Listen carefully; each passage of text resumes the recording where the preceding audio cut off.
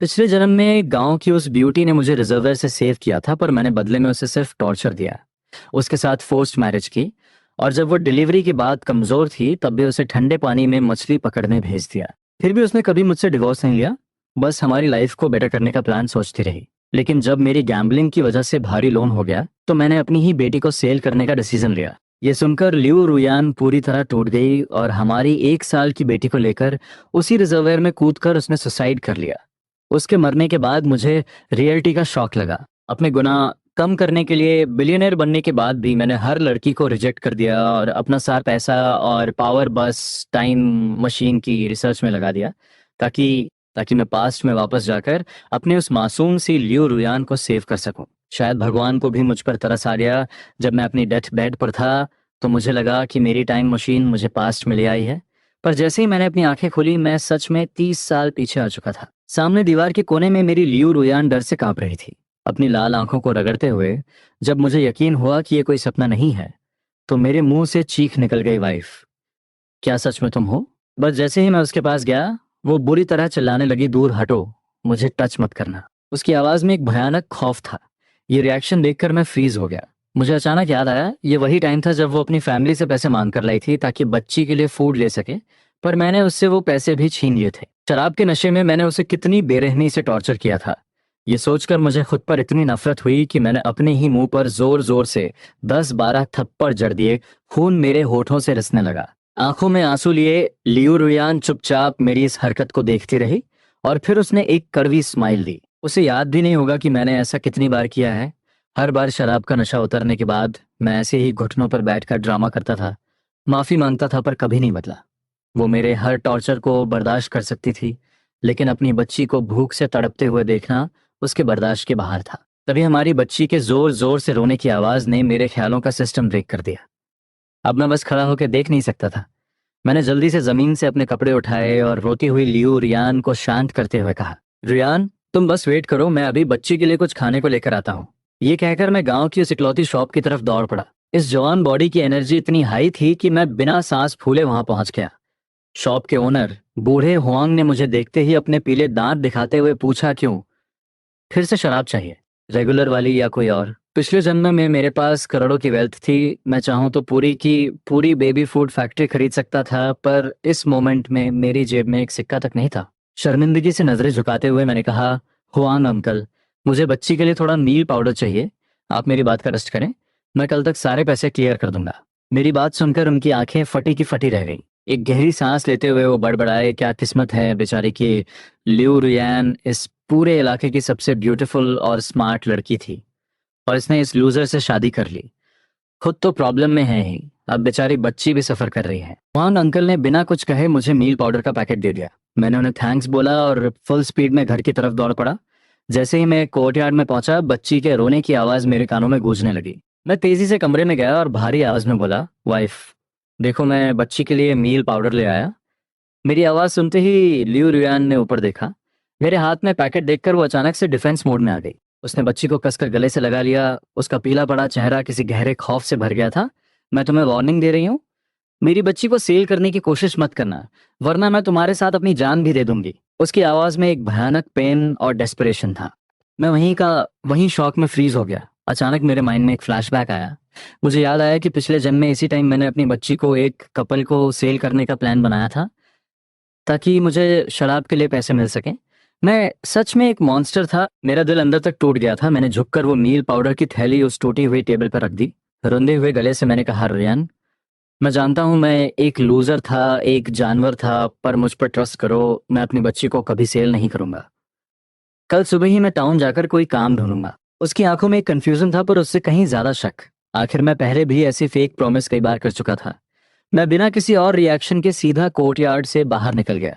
अगर मेरी मेमोरी सही है तो पिछले जन्म में इसी जगह से मेरी वाइफ अपनी बच्ची को लेकर रिजर्वर की तरफ भागी थी। उसने अपने शरीर से भारी पत्थर बांध लिए थे ताकि बचने का कोई चांस ही ना रहे। ये सोचते ही मेरी पूरी बॉडी में एक सिहरन दौड़ गई। थैंक गॉड, अभी ज्यादा देर नहीं हुई है, मैं सब कुछ फिक्स कर सकता हूँ। बस मुझे जल्दी से पैसे कमाने होंगे और अपनी फैमिली को वो केयर देनी होगी डिजर्व करते हैं। पर फिलहाल घर का राशन पूरी तरह जीरो है। मुझे उनके लिए किसी तरह फ्रेश मीट का जुगाड़ करना ही होगा ताकि रुयान और हमारी बच्ची की हेल्थ रिकवर हो सके। मैंने गांव के साउथ माउंटेन की तरफ देखा और मेरी आंखों में एक चमक आ गई। मुझे याद था कि उस पहाड़ पर बहुत सारे फेजेंट्स यानी जंगली मुर्गे मिलते हैं।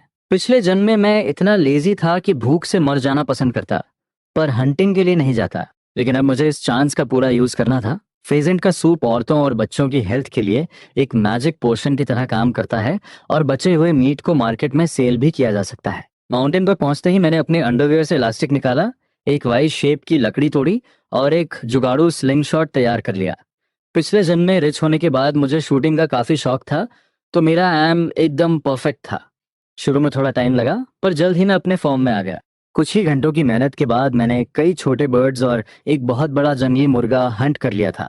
मैंने खुशी खुशी अपने सारे शिकार को एक साथ बांधा और घर लौटने की तैयारी करने लगा। पर तभी अगले ही पल मैंने नोटिस किया कि मेरी पीठ पर रखा सारा शिकार अचानक गायब हो गया। मेरे तो होश ही उड़ गए, ये क्या सिस्टम है। तभी मेरी नजर अपनी चेस्ट पर पड़ी, जहां रुयान का दिया हुआ लकी चार्म एक अजीब सी गोल्डन लाइट से ग्लो कर रहा था। ये वही चार्म था जो वो हमेशा अपने पास रखती थी, सुसाइड करने से ठीक पहले तक। मैंने कंफ्यूजन में उस चार्म को टच किया और अचानक मैं एक अजीब से मैजिकल स्पेस के अंदर था। कुछ देर की टेस्टिंग के बाद मुझे पूरा गेम समझ आ गया। ये एक सीक्रेट स्टोरेज स्पेस था। इस पावर के साथ तो फ्यूचर में पैसे कमाना एक बच्चों का खेल बन जाएगा। रुयन, बस थोड़ा सा वेट करो, मैं तुम्हें दुनिया की सारी लग्जरी और पावर दूंगा। घर लौटते समय मैंने देखा कि गांव के कई घरों में इलेक्ट्रिसिटी आ चुकी है, पर हमारा घर अभी भी एक पुराने ऑयल लैंप के सहारे था। ये देखकर मेरा गिल्ट और बढ़ गया। मैं सीधा घर के किचन में घुसा और अंधेरा होने से पहले ही मैंने जल्दी से उस शिकार को साफ किया और एक शानदार सूप तैयार कर लिया। कुछ ही देर बाद मैं एक बड़े बाउल में वो गर्मागर्म सूप लेकर मेन रूम में पहुंचा।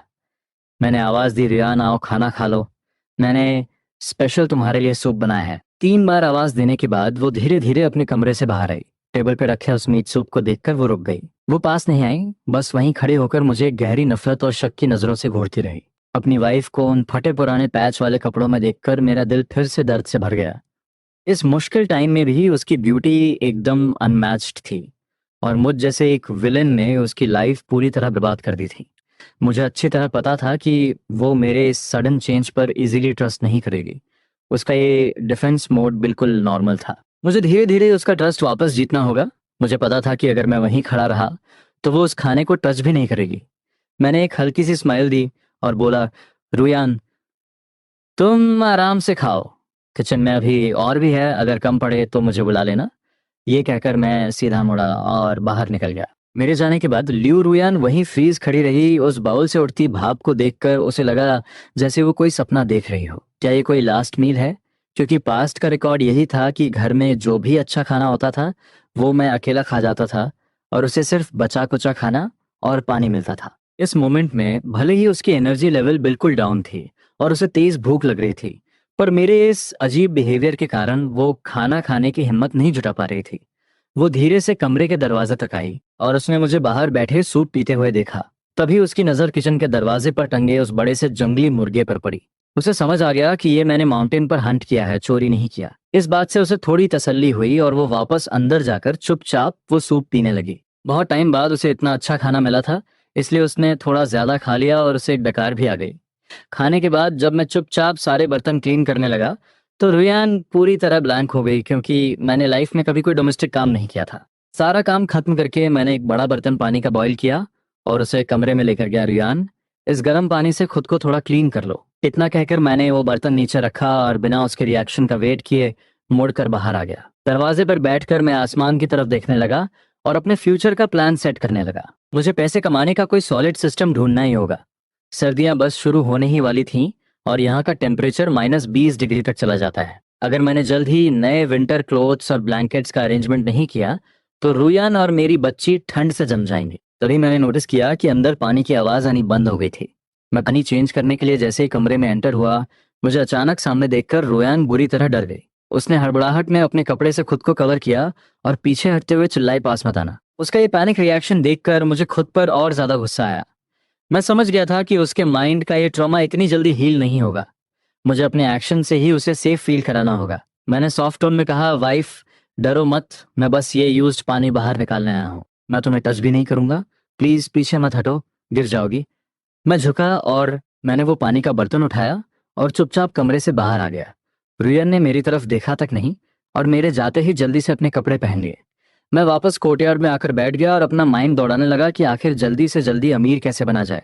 तभी अचानक मुझे एक पास्ट मेमोरी ने हिट किया। पिछले जन्म में कुछ आउटसाइडर्स माउंटेन पर जाने के लिए गाइड ढूंढ रहे थे और उन्होंने मुझे हायर किया था। मुझे बस उन्हें रास्ता दिखाने के पैसे मिल रहे थे, इसलिए मैं खुशी खुशी उनके साथ चला गया था। वो लोग उस घने जंगल में कुछ अजीब से प्लांट्स और हर्ब्स कलेक्ट कर रहे थे। उस टाइम मुझे लगता था कि ये सिटी वाले पागल हैं जो घास फूस जमा कर रहे हैं, पर आज मुझे उन हर्ब्स की असली वैल्यू पता थी। बिना एक सेकंड रेस्ट किए मेरा एनर्जी लेवल एकदम हाई हो गया। मैंने एक टॉर्च रेडी की, अपने टूल्स उठाए और रात के उस डार्क और डेंजरस माउंटेन की तरफ निकल पड़ा। मेरी किस्मत सच में मेरे साथ थी। वो रेयर हर्ब्स कलेक्ट करने के साथ साथ मुझे वहाँ एक वाइल्ड सिवेट कैट यानी गोजली का नेस्ट भी मिल गया। मैंने तुरंत उनका शिकार किया, स्किन अलग की और सब कुछ अपने मैजिकल स्टोरेज स्पेस में डाल लिया। अगली सुबह होते ही मैं अपनी बास्केट्स लेकर सीधे टाउन के मार्केट में पहुंच गया। मैंने किसी की नजर बचाकर वो गोजली का मीट और स्किन अपने स्पेस से बाहर निकाला और एक बिजी स्पॉट पर सेल करने के लिए बैठ गया। वो आइटम इतना डिमांड में था कि कुछ ही देर में सारा मीट सेल हो गया। 12 रुपए पॉकेट में डालने के बाद मैं सीधा टाउन की सबसे बड़ी ओल्ड फार्मेसी में गया। जैसे ही मैंने रात में कलेक्ट किए हुए वो रेयर हर्ब्स काउंटर पे रखे, उन मोटे ग्लासेस वाले ओल्ड मैनेजर की आंखें फटी की फटी रह गईं। उसने सूरज की रोशनी में उन हर्ब्स की क्वालिटी को बहुत ध्यान से एनालाइज किया। और फिर एक कनिंग स्माइल के साथ उसने मुझे अपना ऑफर दिया। यंग मैन, मैं तुम्हें इसका ये प्राइस दे सकता हूँ। उसका ऑफर सुनते ही मेरे चेहरे के एक्सप्रेशंस डार्क हो गए। वो मुझे कोई बेवकूफ विलेजर समझकर बुरी तरह स्कैम करने का प्लान कर रहा था। बिना कुछ कहे मैंने अपने हर्ब्स वापस उठाने के लिए हाथ आगे बढ़ाया। ओल्ड मैन का रिएक्शन बहुत तेज था। उसने तुरंत मेरा हाथ पकड़ा और बोला, अरे यंग मैन, इतनी जल्दी क्या है? अगर प्राइस पसंद नहीं आया तो हम नेगोशिएट कर सकते हैं ना। बात करते हुए वो लगातार मेरे फेस को रीड कर रहा था। जब उसने देखा कि मेरी आंखों में एक ऐसा कॉन्फिडेंस है जो मेरे जैसे यंग लड़के में नहीं होना चाहिए, तो उसे हार माननी पड़ी। उसने एक भारी मन से अपना फाइनल ऑफर दिया, 6 ग्रेट यूनिटी नोट्स, इससे ज्यादा मैं एक पैसा नहीं दूंगा। मुझे पता था कि इस रेयर आइटम की वैल्यू मार्केट में इससे कहीं ज्यादा है, पर प्रॉब्लम यह थी कि मुझे आज के आज ही कैश चाहिए था। यहाँ से मेन सिटी बहुत दूर थी और आज की कोई बस भी नहीं बची थी। मेरी वाइफ और बच्ची घर पर भूखे थे। मैंने तुरंत अपना डिसीजन लिया और एक रिलैक्स टोन में बोला, डील डन। उस टाइम के हिसाब से 60 रुपए एक बहुत बड़ा अमाउंट था। ये किसी नॉर्मल वर्कर की 2 महीने की सैलरी के बराबर था। पैसे मिलते ही मैं सीधा घर नहीं गया। सबसे पहले मैंने कुछ ब्लैक मार्केट डीलर से राशन और मीट टिकट्स अरेंज किए। इस एरा में टिकट्स की वैल्यू कैश से भी ज्यादा थी। फिर मैंने बच्ची के लिए बेस्ट क्वालिटी का मिल्क पाउडर और ढेर सारा पोर्क खरीदा। इसके बाद मैं सीधा क्लोथिंग स्टोर गया और उस टाइम की सबसे ट्रेंडिंग ड्रेस और स्कर्ट पैक करवा ली। मुझे पता था कि मेरी रुयान उस ड्रेस में एकदम स्टनिंग लगेगी। आखिर किस लड़की को खूबसूरत दिखना पसंद नहीं होता। वापस लौटते टाइम मेरी मुलाकात एक पुराने हंटर से हुई। मैंने अपने थोड़े से राशन के बदले उसकी वो विंटेज हंटिंग राइफल भी ट्रेड कर ली। इस एरा में जहां मीट मिलना इतना मुश्किल था, एक राइफल मेरे सर्वाइवल का सबसे बेस्ट टूल साबित होने वाली थी। घर पहुंचते ही मैं सीधा किचन में घुस गया और अपनी फैमिली के लिए एक शानदार डिनर प्रिपेयर करने लगा।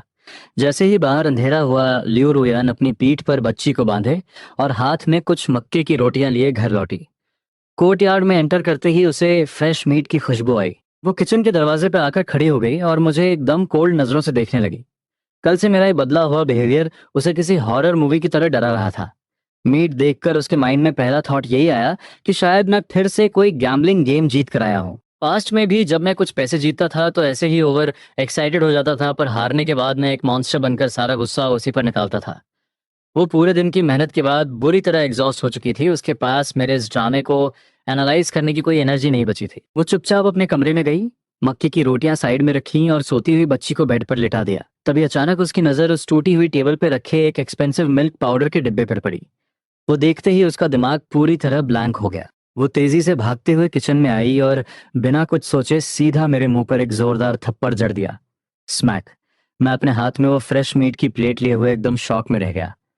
मैं कुछ बोल पाता उससे पहले ही मैंने देखा कि लियो रुयान की आंखों से आंसुओं की धारा बह रही थी। मैंने जल्दी से वो प्लेट साइड में रखी और उसके आंसू पोंछने के लिए हाथ आगे बढ़ाया, पर वो तुरंत 2 कदम पीछे हट गई। एक भारी आवाज में मैंने पूछा, वाइफ क्या हुआ? मुझसे कोई गलती हुई है क्या? तुम अभी रिकवरी फेज में हो, इतना स्ट्रेस मत लो। रियान के होंठ कांपने लगे और उसने एक डेस्परेट आवाज में चिल्लाकर कहा, क्या तुम फिर से मेरी फैमिली के पास गए थे? क्या तुमने मेरी माँ को डरा धमका कर ये पैसे लिए हैं? उसकी बात सुनते ही मुझे अपने पिछले जन्म का एक और डार्क इंसिडेंट याद आ गया, जब मैंने सच में ऐसा किया था। मुझे तुरंत समझ आ गया कि वो इतना पैनिक क्यों कर रही थी। मैंने तुरंत अपने हाथ हिलाते हुए कहा, नहीं रुयान, मैंने सच में ऐसा कुछ नहीं किया। पर उसे मेरी बातों पर 1% भी ट्रस्ट नहीं था। उसने रोते हुए कहा, झूठ मत बोलो। अगर तुमने ऐसा नहीं किया तो ये मिल्क पाउडर खरीदने के पैसे तुम्हारे पास कहाँ से आए? तुम्हें क्या लगता है मुझे इस पाउडर की वैल्यू नहीं पता? मैंने तुरंत जवाब दिया, ये पैसे मैंने खुद कमाए हैं। और उसे यकीन दिलाने के लिए मैंने हड़बड़ाहट में अपना हाथ अपने अंडरवियर की तरफ बढ़ाया जहां मैंने पैसे छुपा रखे थे। मेरी ये हरकत देखकर उसका गुस्सा और भी आउट ऑफ कंट्रोल हो गया। उसे लगा कि इस सीरियस मोमेंट में भी मेरे माइंड में कोई डर्टी थॉट चल रहा है। उसने एक और थप्पड़ मेरे चेहरे पर दे मारा। मुझे समझ नहीं आ रहा था कि मैं रोऊं या हंसूं। मैंने जल्दी से उसे एक्सप्लेन किया, वाइफ, मैं वो सब नहीं सोच रहा हूँ, मैं बस तुम्हें अपने पैसे दिखा रहा हूँ। ये कहते ही मैंने अपने अंडरवियर से वो 50 रुपए निकाल कर सीधे उसके हाथ में रख दिए।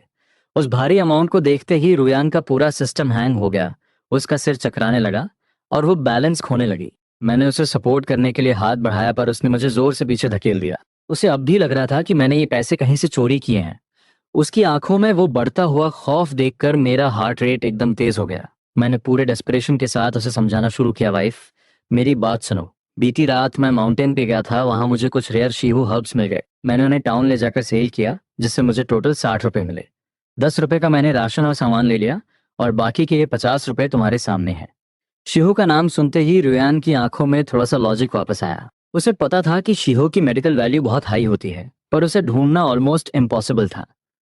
क्या सच में इस बार इसकी किस्मत अच्छी थी?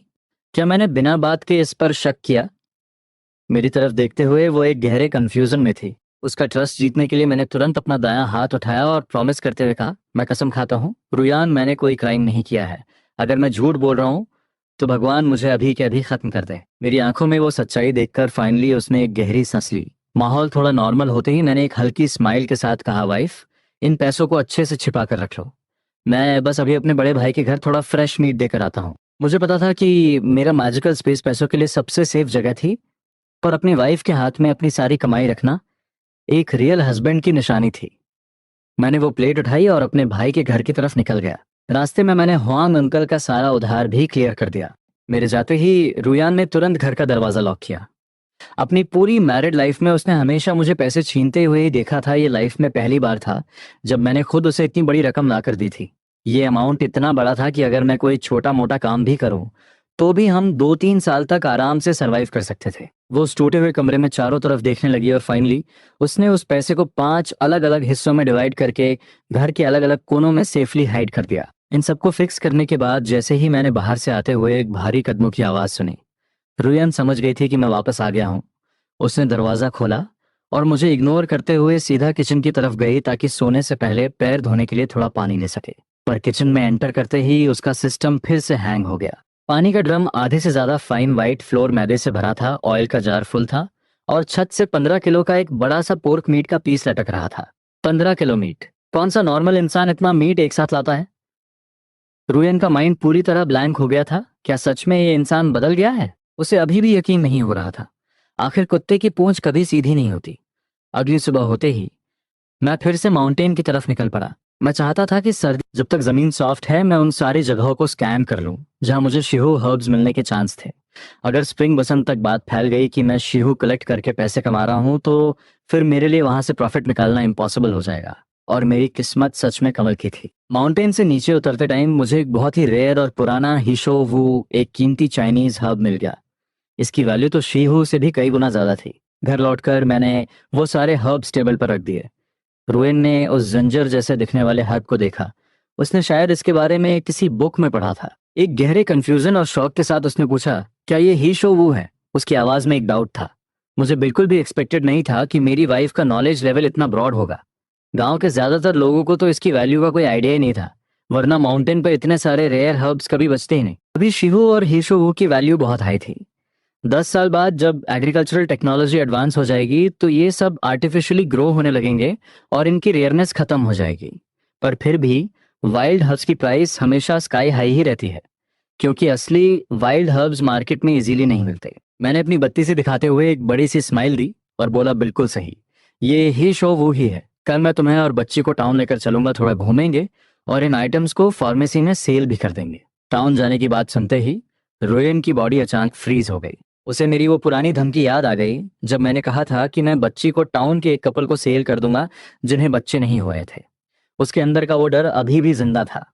तुरंत डिफेंस मोड में आते हुए उसने मना कर दिया, बच्ची अभी बहुत छोटी है, हम दोनों कहीं नहीं जाएंगे, तुम जल्दी से हाथ धो लो और खाना खा लो।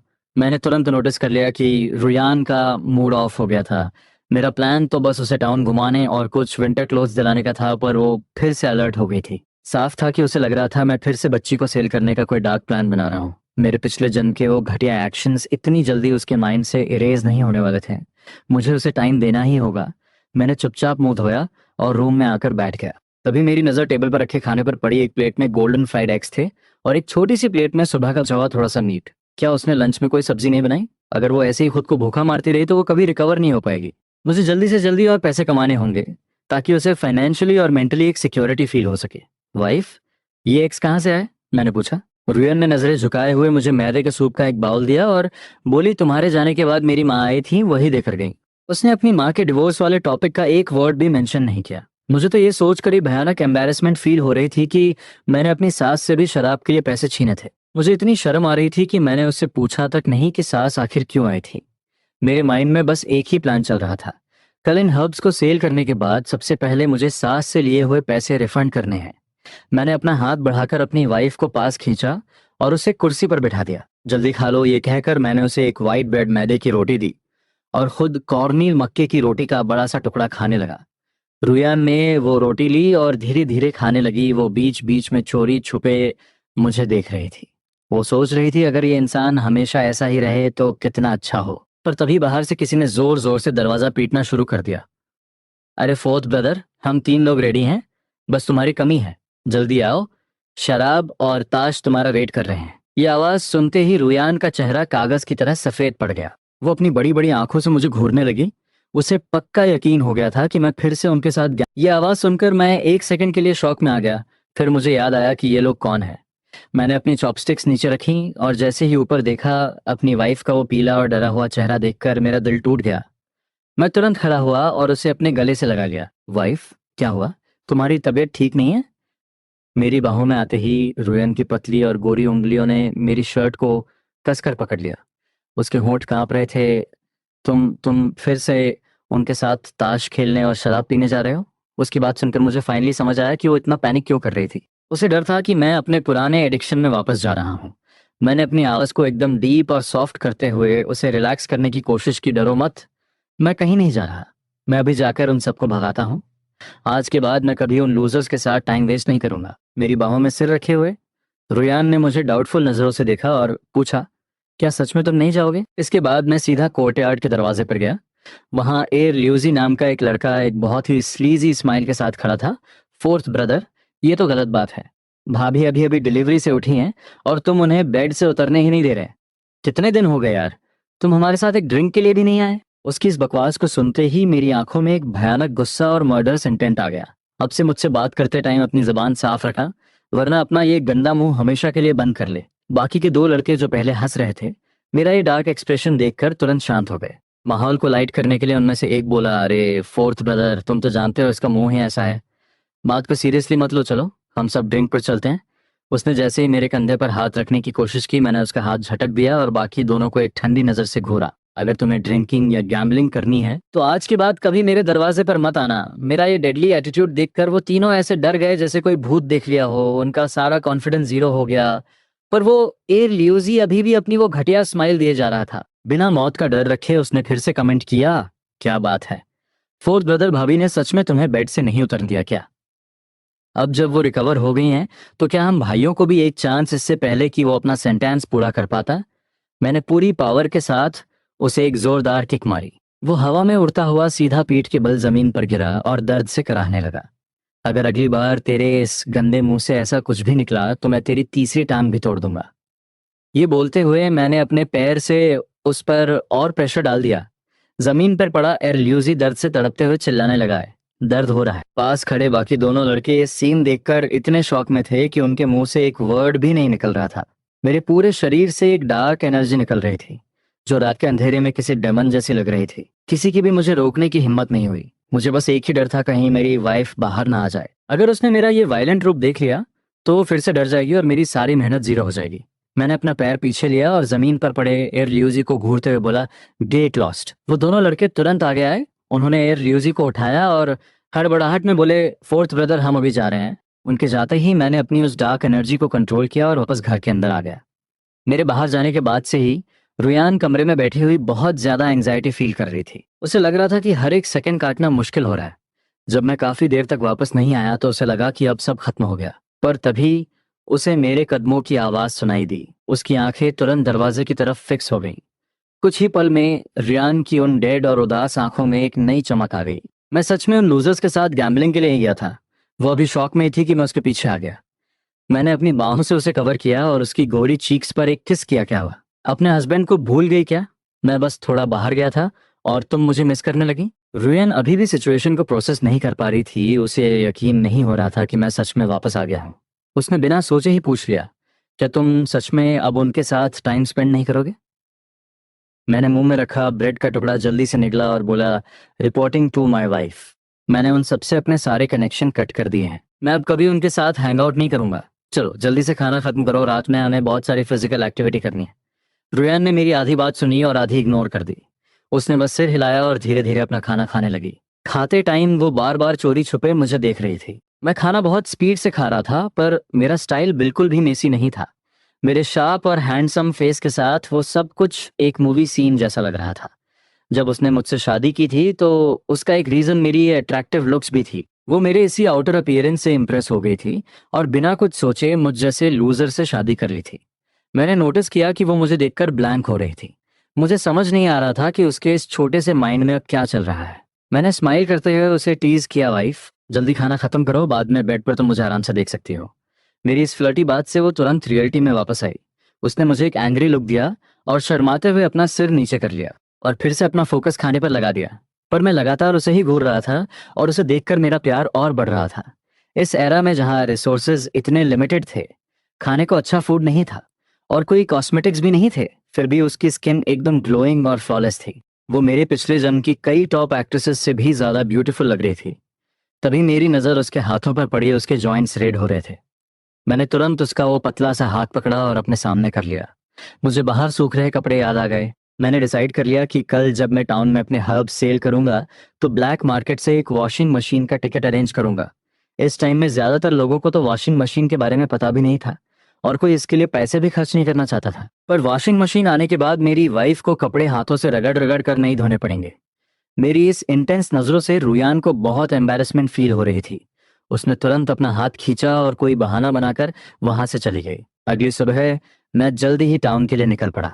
रास्ते में पहले से ही बहुत सारे लोग थे। इस एरा में अगर किसी के पास एक क्लासिक बाइसिकल 28 इंच फ्रेम वाली होती थी तो वो बहुत रिच माना जाता था, इसलिए ज्यादातर लोग पैदल ही ट्रेवल करते थे। मैं अपनी हाई स्पीड से चलकर टाउन पहुंचा और वहां से मेन सिटी जाने वाली फर्स्ट बस पकड़ ली। उस टाइम ट्रांसपोर्टेशन सिस्टम बहुत वीक था। कई लोग तो अपनी पूरी लाइफ में अपना टाउन भी क्रॉस नहीं करते थे। बस की विंडो से बाहर का नज़ारा देखते हुए मेरा माइंड बस एक ही बात कैलकुलेट कर रहा था, अगले 2 साल में मुझे मैक्सिमम प्रॉफिट कैसे जनरेट करना है ताकि फ्यूचर के लिए मेरे पास एक सॉलिड कैपिटल रेडी रहे। कुछ ही देर में वो पुरानी बस झटके खाते हुए मेन सिटी पहुंच गई। इस सिटी में अब कुछ 3 व्हीलर्स ऑटो और रेयर 4 व्हीलर्स कारें भी दिखने लगी थी। मैं अपनी पास्ट मेमोरी को यूज करते हुए सीधे उस बड़ी चाइनीज फार्मेसी में पहुंच गया। उस थोड़े से प्राउड एटीट्यूड वाले मिडिल एज मैनेजर ने मेरे आइटम्स को देखा।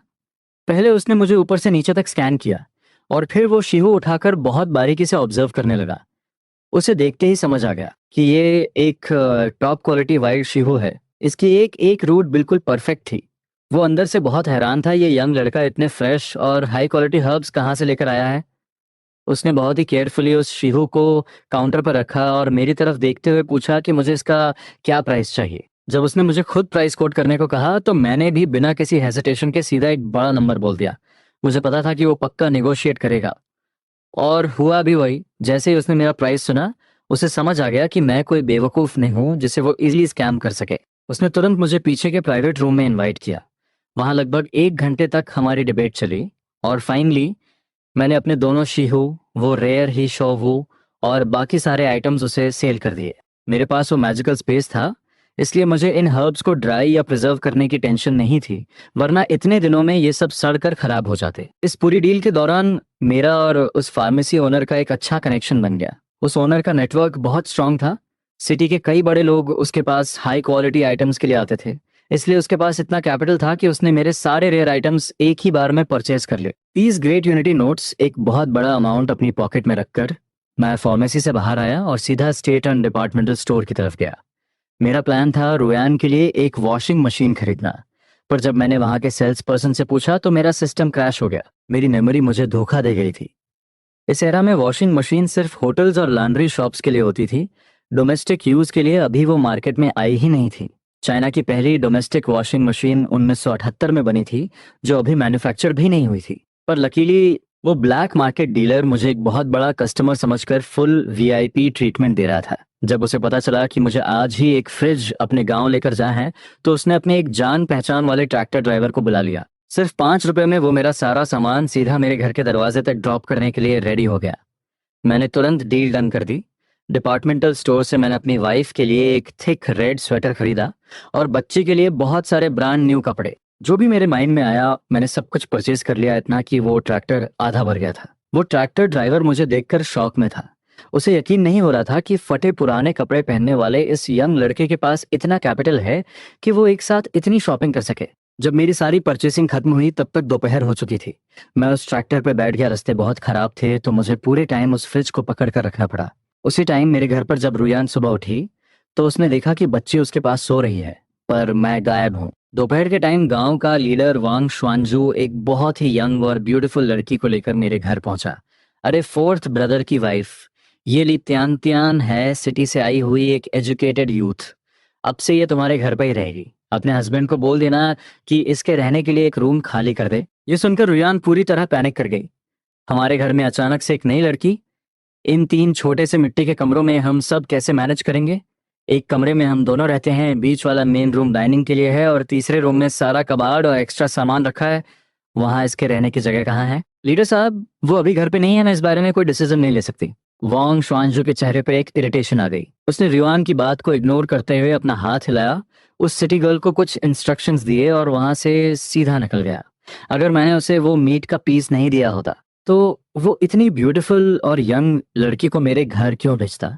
इस बार सिटी से टोटल 25 एजुकेटेड यूथ्स गांव में आए थे, जिनमें ज्यादातर यंग लड़के थे, और उसमें ये इकलौती डेलिकेट और ब्यूटीफुल लड़की हमारे घर असाइन कर दी। लीडर का लॉजिक सिंपल था, हम एक यंग कपल हैं तो हमारे घर एक यंग लड़की को रखना ज्यादा सेफ है बजाय किसी यंग लड़के के।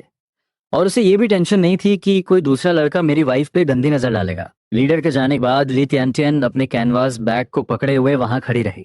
उसने उन 3 टूटे फूटे मिट्टी के कमर को देखा और अंदर ही अंदर डरने लगी। उसे समझ आ गया कि उसकी लाइफ बाकी यूथ से बहुत ज्यादा डार्क और टफ होने वाली है।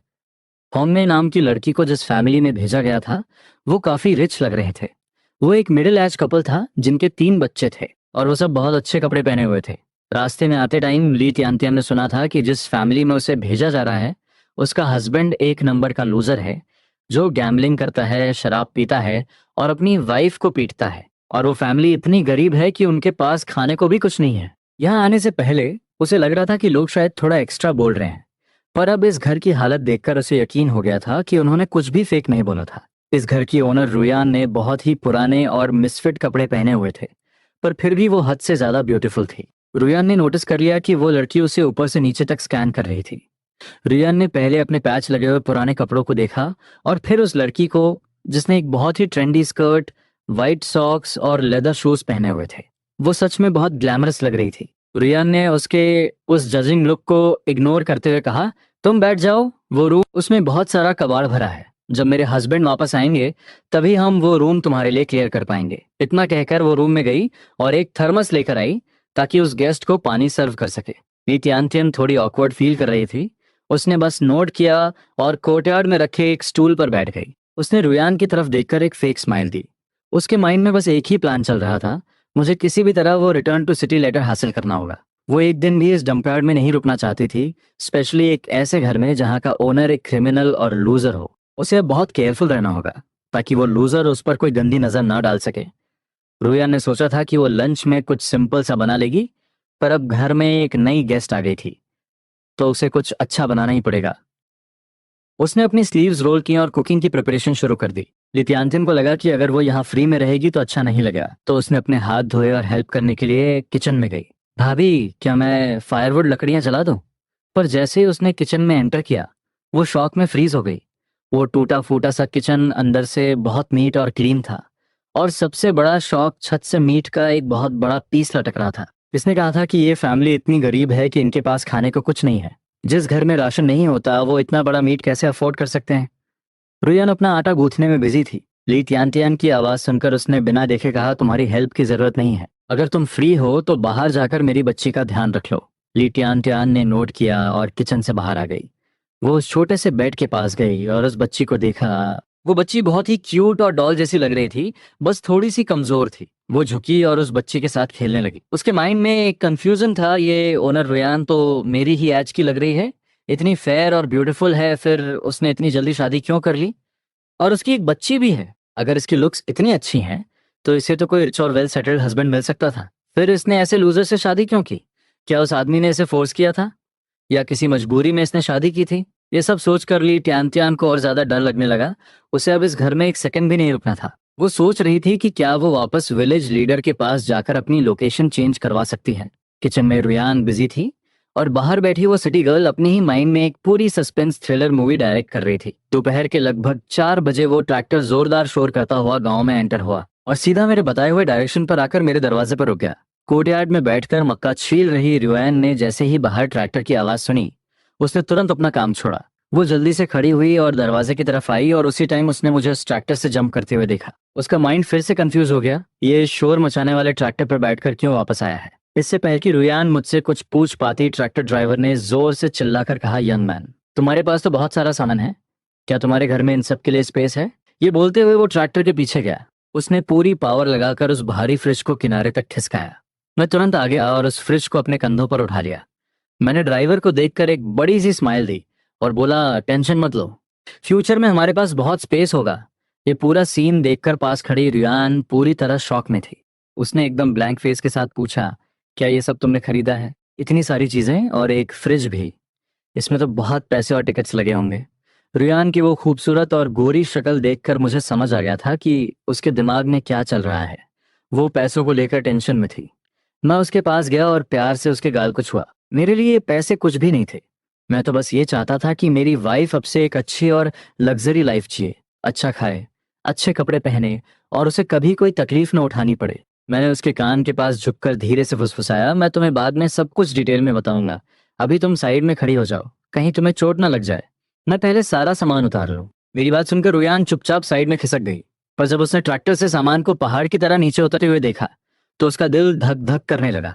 अगर उसे पता होता कि मैं इतना सारा सामान खरीदने वाला हूँ तो वो भी बच्ची को लेकर मेरे साथ सिटी चली जाती। इतने सारे पैसे खर्च कर दिए, इसे बिल्कुल भी पैसे बचाना नहीं आता। सिर्फ इस एक फ्रिज के लिए कितने पैसे लगे होंगे, कितना खर्चीला इंसान है। रुयन अपने मन में बड़बड़ा रही थी। उसी समय कोने में खड़ी ली तियान बच्ची को गोद में लिए हुए मुझे घूर रही थी।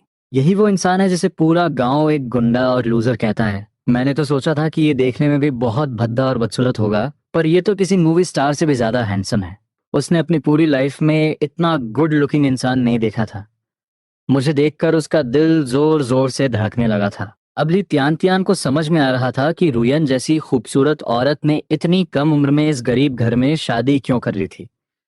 जब सारा सामान ट्रैक्टर से उतर गया तो मैंने अपनी पॉकेट से 5 रुपए निकाले और ट्रैक्टर ड्राइवर को दे दिए। उस ड्राइवर ने खुशी खुशी पैसे लिए और मुझे बाय बोलकर अपना ट्रैक्टर लेकर वहां से निकल गया। मैंने सामान को कोर्टयार्ड के अंदर शिफ्ट करना शुरू कर दिया। मुझे बिल्कुल भी आइडिया नहीं था कि घर में एक और अजनबी औरत मौजूद है। रियन सारा सामान अरेंज करने में बिजी थी और ये तियान बच्ची को गोद में लिए उन नए कपड़ों को लालच भरी नजरों से देख रही थी। वो लेडीज स्वेटर सिटी का सबसे लेटेस्ट डिजाइन था। जब वो सिटी से यहाँ आ रही थी तो वो भी ऐसा ही एक स्वेटर खरीदना चाहती थी, पर उसकी कीमत 10 रुपए से भी ज्यादा थी और उसकी फैमिली ने उसे खरीदने के लिए मना कर दिया था। और ऊपर से रेयान का हस्बैंड, मैं उसका कितना ध्यान रख रहा था। सामान उठाते टाइम उसने रेयान को कुछ भी उठाने नहीं दिया। ये सब देखकर ली तियान के दिल में बहुत जलन होने लगी। जब मैं सारा सामान अंदर लेकर आया तो फाइनली मेरी नजर उस अजनबी और खूबसूरत औरत पर पड़ी जो मेरी बच्ची को गोद में लिए खड़ी थी।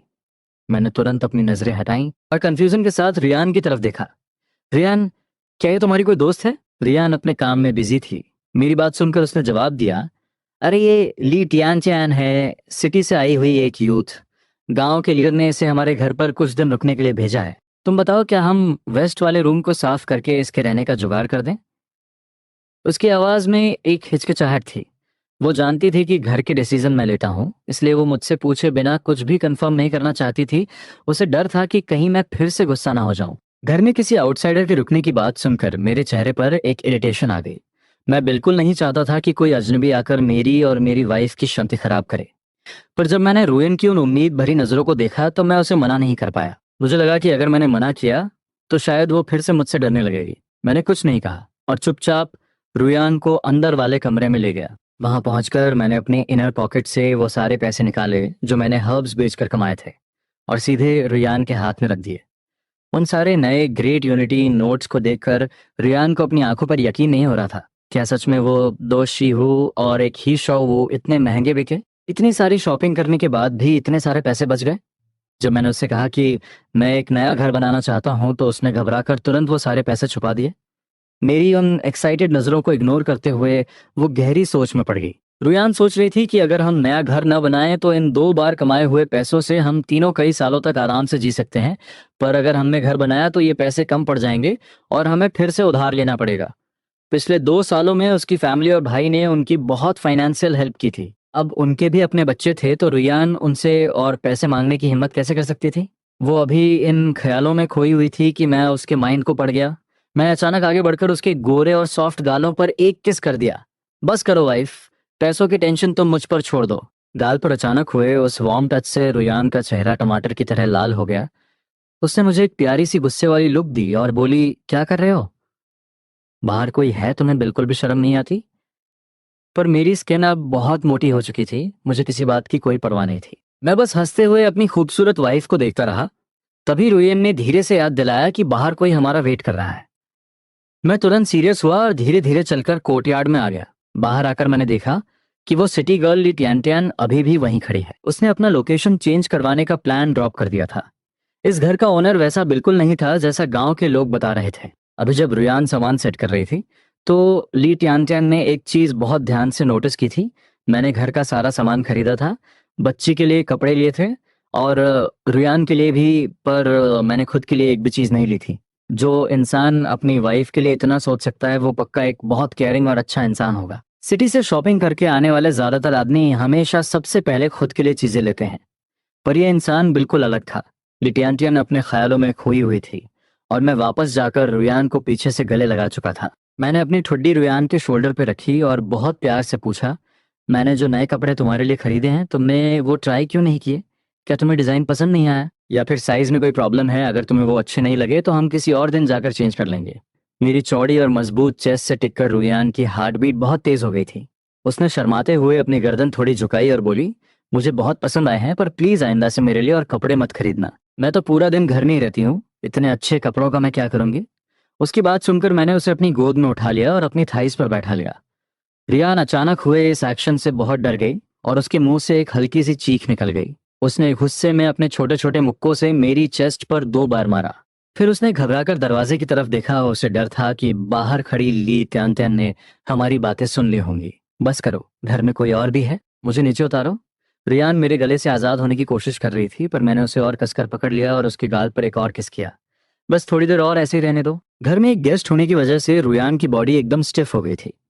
वो बाहर की आवाजें सुनने की कोशिश कर रही थी और इस मोमेंट को बिल्कुल भी एंजॉय नहीं कर पा रही थी। पर वो मेरे इस प्यार भरे टच को रिजेक्ट भी नहीं करना चाहती थी। काफी देर बाद रुयान का चेहरा अभी भी लाल था। जब वो फाइनली रूम से बाहर आई उसने ली तियान की तरफ देखकर कहा, तुम्हें आज रात थोड़ा एडजस्ट करना पड़ेगा। वेस्ट वाले रूम में बहुत सारा सामान है, तुम्हारे भैया शायद आज उसे पूरा खाली ना कर पाए। ली तियान ने रुयान का वो लाल चेहरा देखा। उसे तुरंत समझ आ गया कि अंदर हम दोनों के बीच क्या चल रहा था। उसका अपना चेहरा भी शर्म से लाल होने लगा और उसने अपनी नजरें झुका ली। कोई बात नहीं, भाभी भैया को ज्यादा तकलीफ देने की जरूरत नहीं है। रियान ने स्माइल करते हुए कहा, तकलीफ की कोई बात नहीं है, बस तुम हमारे इस गरीब घर को बुरा मत मानना। ली तियान को वेस्ट रूम में शिफ्ट करने का डिसीजन लेने के बाद मुझे लगा कि इसका एक फायदा भी है। जब मैं माउंटेन पर हंटिंग और शिव कलेक्ट करने जाऊंगा तो कम से कम रुयान के पास बात करने के लिए कोई तो होगा। शाम ढलने तक मैंने फाइनली उस रूम को साफ कर दिया। वहाँ बहुत टाइम से कोई नहीं रहा था तो वहाँ काफ़ी धूल थी। मैंने लकड़ी के कुछ तख्तों से एक छोटा सा बेड तैयार कर लिया। मैंने उसे हिलाकर चेक किया, ये इतना मजबूत था कि कोई आसानी से इस पर सो सकता था। फाइनली मैंने अपनी वाइफ का दिया हुआ टास्क पूरा कर लिया था। जब रुयन ने मुझे पसीने से भीगा हुआ देखा तो उसने तुरंत मुझे एक टॉवल दिया, जल्दी से अपना पसीना पोंछ लो। तभी ली तियान तियान भी उस रूम से बाहर आई और हम दोनों की नजरें मिली। हम दोनों ने एक दूसरे को स्माइल दी और बिना कुछ बोले अपने अपने काम में लग गए। कुछ मिनटों बाद रुयन ने डिनर रेडी कर लिया। मैंने साफ कपड़े पहने और रुयन के पास वाले स्टूल पर आकर बैठ गया। पर तभी मेरी नजर खाने पर पड़ी। सुबह के बनाए हुए अंडे वैसे के वैसे ही रखे थे और मीट के जो 8 पीस थे उनमें से एक भी कम नहीं हुआ था। मेरे माथे पर सिलवटें आ गईं और मैंने रुयान को देखकर थोड़ा रूड टोन में पूछा, क्या तुमने सुबह से कुछ नहीं खाया? मेरी इंटेंशन सिर्फ उसे डांटने की नहीं थी, मैं बस उसके लिए बहुत फिक्रमंद था। पर मुझे एहसास ही नहीं हुआ कि मेरी आवाज बहुत कड़क और डरावनी हो गई थी। मुझे क्या पता था कि रुयान अभी भी एक गहरे डर में जी रही थी। उसने जैसे ही अपनी चॉपस्टिक्स उठाई और मेरा वो गुस्से वाला चेहरा देखा, उसके दिल में एक भयानक खौफ पैदा हो गया। उसके हाथ बुरी तरह कांपने लगे और चॉपस्टिक्स जमीन पर गिर गई फ्लैट। इतनी जल्दी इसकी असलियत सामने आ गई। मुझे लगा था कि इस बार ये थोड़ा ज्यादा टाइम तक अच्छा बर्ताव करेगा, पर ये तो बहुत जल्दी अपनी पुरानी औकात पर आ गया। रुयान ने मुझसे नजरें चुराई। उसके दिमाग में वो सारे डरावने इंसिडेंट्स वापस घूमने लगे। उसने गहरी सांस ली और कांपती हुई आवाज में बोली, मैंने आधा ब्रेड और 2 अंडे खाए थे। उसकी आवाज शांत थी, पर उसके सफेद और कांपते हुए हाथ जो उसकी शर्ट को कसकर पकड़े हुए थे उसका सारा डर बयां कर रहे थे। चॉपस्टिक्स गिरने की आवाज से मैं रियलिटी में वापस आया। मैंने रुयान को ध्यान से देखा। उसकी आंखें लाल हो गई थीं और उनमें आंसू भरे हुए थे। मेरा दिल जोर से धड़का और मैं बुरी तरह पैनिक कर गया। मैं तो बस ये सोच रहा था कि उसने सारा अच्छा खाना मेरे लिए बचा कर रखा है। मुझे इस बात पर गुस्सा आ रहा था कि वो अपनी मैंने अपना हाथ आगे बढ़ाया ताकि उसे गले लगाकर रिलैक्स कर सकूं, पर जैसे ही मेरा हाथ उसके पास गया वो तुरंत पीछे हट गई। मैं और भी ज्यादा डर गया और बहुत ही डेस्परेट होकर उसे एक्सप्लेन करने लगा, वाइफ मैं सच में बस थोड़ा फिक्रमंद था। मेरा इंटेंशन तुम्हें डराने का बिल्कुल नहीं था। अगर घर में वो आउटसाइडर नहीं होती तो मैं पक्का रुयान के सामने घुटनों पर बैठ जाता। मेरी वो सॉफ्ट और रिक्वेस्टिंग आवाज सुनकर रुयान के अंदर दबा हुआ सारा डर और दर्द बाहर आ गया।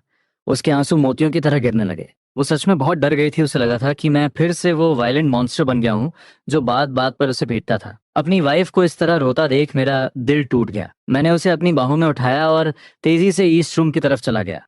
बाहर बैठी ली टियन जो अभी बस खाना शुरू करने ही वाली थी, पूरी तरह कंफ्यूज हो गई। ये अभी अचानक से क्या हुआ, उसे कुछ भी समझ नहीं आया और अब वो पूरे कोर्टयार्ड में बिल्कुल अकेली बैठी थी। रूम के अंदर जाकर मैंने बहुत ही सॉफ्ट आवाज में माफी मांगी, वाइफ आई एम सॉरी, मेरी ही गलती है।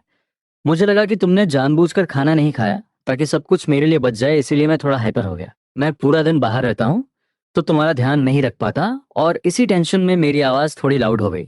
मेरा एक्सप्लेनेशन सुनकर रुयान का दिल थोड़ा रिलैक्स हुआ और उसे समझ आ गया कि मैं सच में उसकी फिक्र कर रहा था।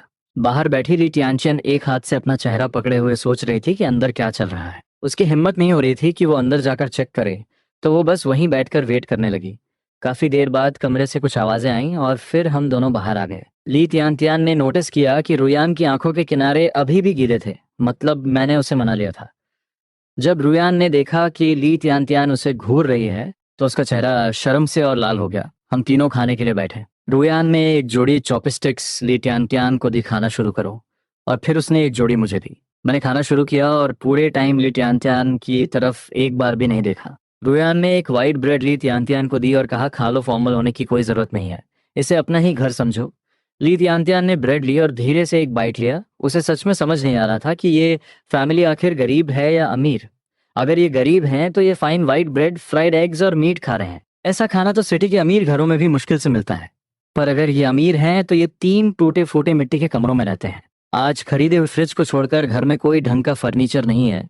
यहाँ तक कि जिस बेड पर वो सो रही है वो भी बस कुछ लकड़ी के तख्तों से बना है। खाना खत्म होने के बाद मैंने रुयान के लिए गर्म पानी तैयार। उसे लगा शायद वो ओवरथिंक कर रही है, पर अगले ही पल उसे एक आदमी की गंदी आवाज सुनाई दी, मेरी प्यारी रुयान, क्या तुम नहा रही हो? ये आवाज सुनते ही रुयान के रोंगटे खड़े हो गए। उसने जल्दी से अपने कपड़े पहने और पूरी ताकत से चिल्लाई, जाओ जेंगो, कोई है बचाओ। मैं बाहर अपनी पैंट सेट कर रहा था कि अचानक मुझे रुयान की चीख सुनाई दी। मैं तेजी से अंदर गया और रुयान सीधा मेरी बाहों में आ गिरी। उसने मुझे कसकर पकड़ लिया। मैंने उसकी पीठ थपथपाते हुए पूछा, क्या हुआ? रुयान ने मुझे और कसकर पकड़ा। उसकी बॉडी बुरी तरह कांप रही थी। घर के पीछे कोई था। उसकी बात सुनते ही मेरी आंखों में एक भयानक और डार्क गुस्सा आ गया। मैंने कोर्टयार्ड की दीवार के बाहर देखा और मुझे एक परछाई तेजी से भागती हुई दिखाई दी। मेरी आंखों में एक जानलेवा इंटेंट था। मैंने अपनी नजरें वापस ली और रुयान को देखा। उसने सिर्फ अपनी नाइट ड्रेस पहनी हुई थी। मैंने उसे गोद में उठाया और वापस बेड पर लेटा दिया। रूम से बाहर आते ही मैंने वेस्ट रूम के दरवाजे पर खड़ी ली टियान को इंस्ट्रक्शन दिया, तुम यहीं रुको और रुयान का ध्यान रखो, मैं भी आता हूँ। बिना कुछ और बोले मैं अपने लंबे कदमों से कोर्टयार्ड के बाहर निकल गया। मेरी डार्क परछाई रात के अंधेरे में गायब हो गई। गांव के इस साइड में रहने वाले एयरलाइजी वो गुंडा के घर के पास पड़ोसियों को एयरलाइजी की भयानक चीखें सुनाई दे रही थी। साथ ही कुछ भारी मुक्कों की आवाजें आ रही थी। पड़ोसी डर के मारे कांप रहे थे। सबको पता था कि मैं एक बहुत ही खतरनाक और वायलेंट इंसान हूं और मेरा बैकग्राउंड भी ऐसा था कि कोई मुझसे पंगा नहीं लेना चाहता था। उन्हें समझ नहीं आ रहा था कि एयरलाइजी ने ऐसा क्या किया जो मैं उसे इतनी बुरी तरह पीट रहा हूँ। ऐसा लग रहा था कि आज मैं उसे जान से मार ही दूंगा। फोर्थ ब्रदर, मुझे माफ कर दो। मैं तो बस उस सिटी से आई हुई लड़की ली तियान को देखने गया था। मैंने सच में कुछ नहीं देखा। उसकी बकवास सुनकर मैंने सीधा उसके जबड़े पर एक जोरदार पंच मारा और उसका जबड़ा डिसलोकेट कर दिया। क्या बकवास कर रहा है? तू वहाँ मीट देखने गया था। क्या तुझे मीट खाना है? हाँ नहीं फोर्थ ब्रदर, मैं गलत था। मुझे माफ कर दो। एयरलाइजी के पास अब उठकर माफी मांगने की ताकत भी नहीं बची थी। उसे सच में लग रहा था कि आज उसकी जान चली जाएगी। एक मोमेंट के लिए मेरे माइंड में आया कि मैं इसे हमेशा के लिए अपाहिज कर दूं, पर रुयान और अपनी बच्ची का चेहरा याद आते ही मैंने अपने मुक्कों की ताकत थोड़ी कम कर दी। घर पर बेड पर लेटी हुई रुयान को टाइम का कोई आइडिया नहीं था। थोड़ी देर बाद उसे कोर्टयार्ड से पानी गिरने की आवाज आई और वो समझ गई कि मैं वापस आ गया हूँ और नहा रहा हूँ। लगभग 15 मिनट बाद दरवाजा खुलने और बंद होने की आवाज आई। अंधेरे में मैंने सोचा कि रुयान सो गई है। जैसे ही मैं बेड पर चढ़ने लगा, रुयान की आवाज आई, तुम आ गए। उसने तुरंत लाइट ऑन कर दी।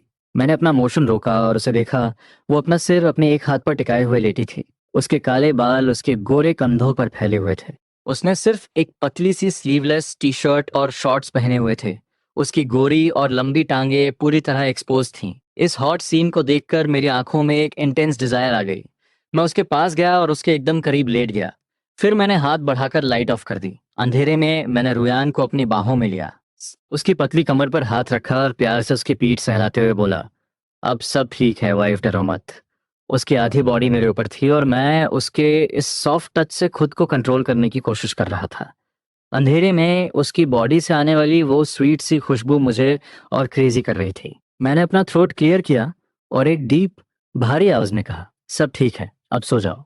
जब तक मैं वापस नहीं आया था वो सो नहीं पा रही थी। उसे डर था कि कहीं मैं गुस्से में उस आदमी को जान से न मार दूं और गांव के लोग फिर से हमारे बारे में उल्टी सीधी बातें न बनाने लगे।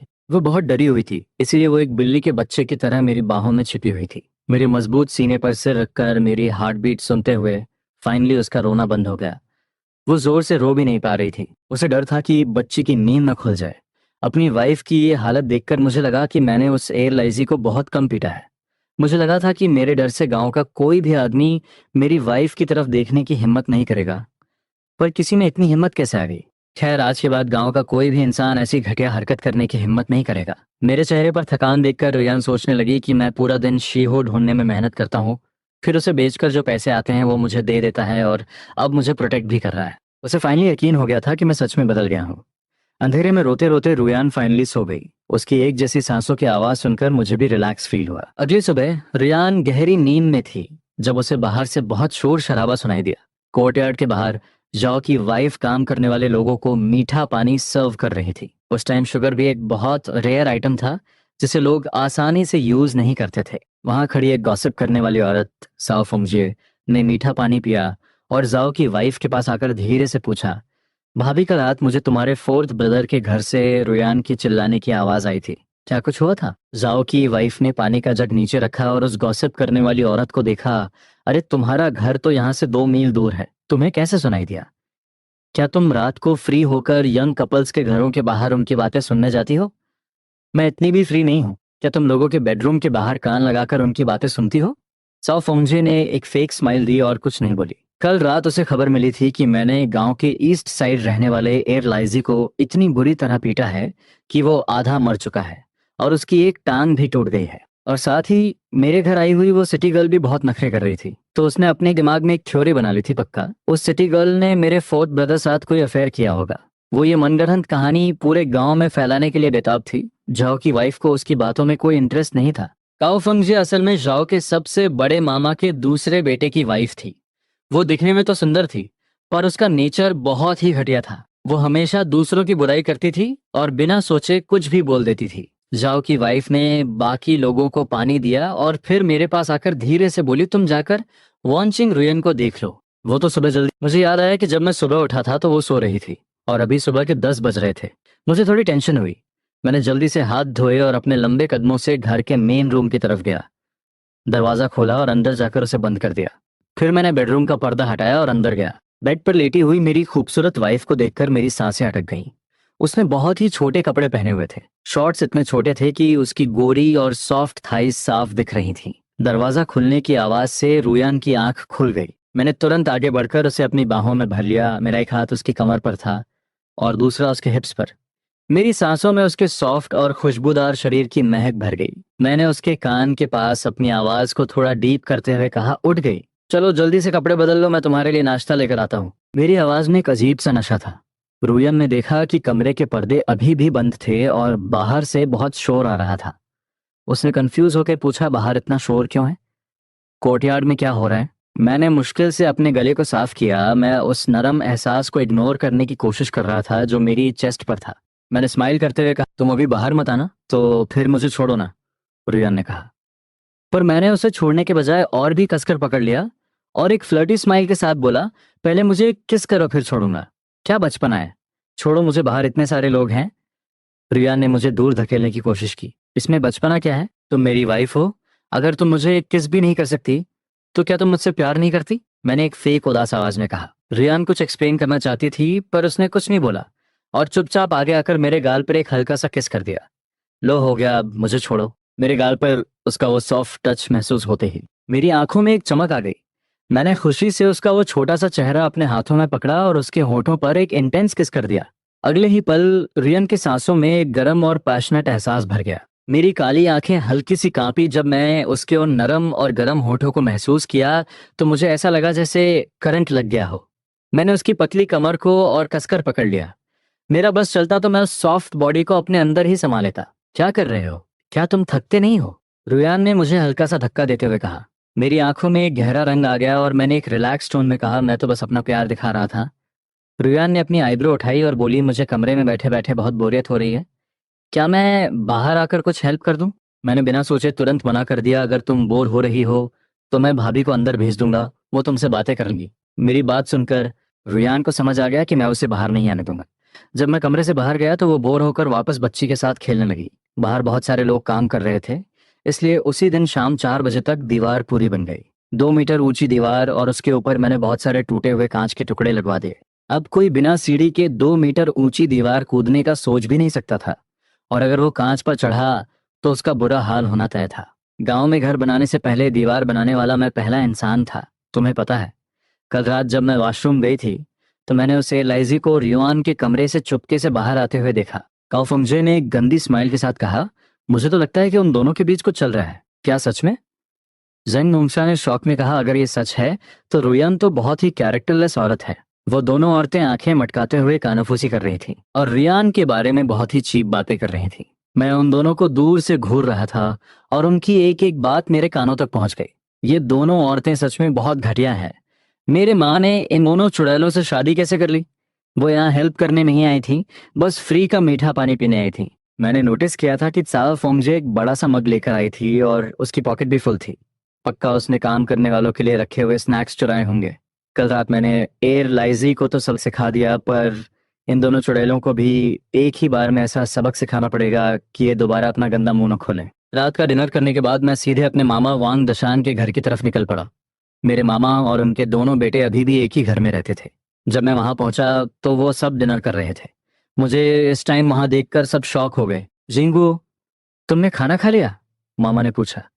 मैंने बस सिर हिलाया और उनकी वाइफ लियो शूचिंग को इग्नोर करते हुए सीधे साओ फोंगजे की तरफ बढ़ा। इससे पहले कि कोई कुछ समझ पाता, मैंने उसका बाल पकड़ा और उसे जोर से खींचा। मेरी इस हरकत से सब फ्रीज हो गए। जब साओ फोंगजे दर्द से चिल्लाई तब जाकर सबको होश आया। उसका हस्बैंड वोंग ही तुरंत खड़ा हुआ और चिल्लाया, जंगो, तुम पागल हो गए हो क्या? मैंने एक कोल्ड स्माइल दी, मैं पागल नहीं हुआ हूं, अपनी इस वाइफ से पूछो कि ये क्या कर रही है। साओ फोंगजे को समझ ही नहीं आ रहा था कि मैंने उसकी बातें इतनी जल्दी कैसे सुन ली और मैं इतनी जल्दी एक्शन लेने यहाँ कैसे आ गया। मैंने सबको बताया कि चाओ फोंगजे गांव में रियान के बारे में कैसी गंदी अफवाहें फैला रही है। ये सुनकर मामा और मामी का चेहरा गुस्से से काला पड़ गया। ये कोई बहू नहीं, ये तो हमारे घर के लिए एक श्राप है, मामी ने गुस्से से कहा। मैंने पहले ही अपने बेटे को समझाया था कि इस औरत से दूर रहे, पर ये तो दूसरों की फैमिलीज बर्बाद करने पर तुली हुई है। काओ फोंगजे अपने मन में मुझे गालियां दे रही थी, पर वो कुछ बोल नहीं पा रही थी। तभी जांग होंगशा खड़ी हुई और बोली, अरे यहाँ कुछ मिसअंडरस्टैंडिंग हुई होगी। जिंगो, पहले तुम इसका बाल छोड़ो, आखिर ये तुम्हारी भाभी है। मैंने जांग होंगशा को एक घूरती हुई नजर दी और चिल्लाया, तू भी कोई दूध की धुली नहीं है, अपना मुंह बंद रख और चुपचाप बैठ जा। जांग होंगशा डर कर बैठ गई। उसने अपने हस्बैंड वांग योंग को देखा, पर वो चुप था। वो इस पचड़े में नहीं पड़ना चाहता था। मैंने अपना हाथ उठाया और एक जोरदार थप्पड़ चाओ फोंगजे के मुंह पर दे मारा। मैंने तुझे अपना गंदा मुंह बंद रखने को कहा था ना, आज मैं तेरा मुंह तोड़ दूंगा।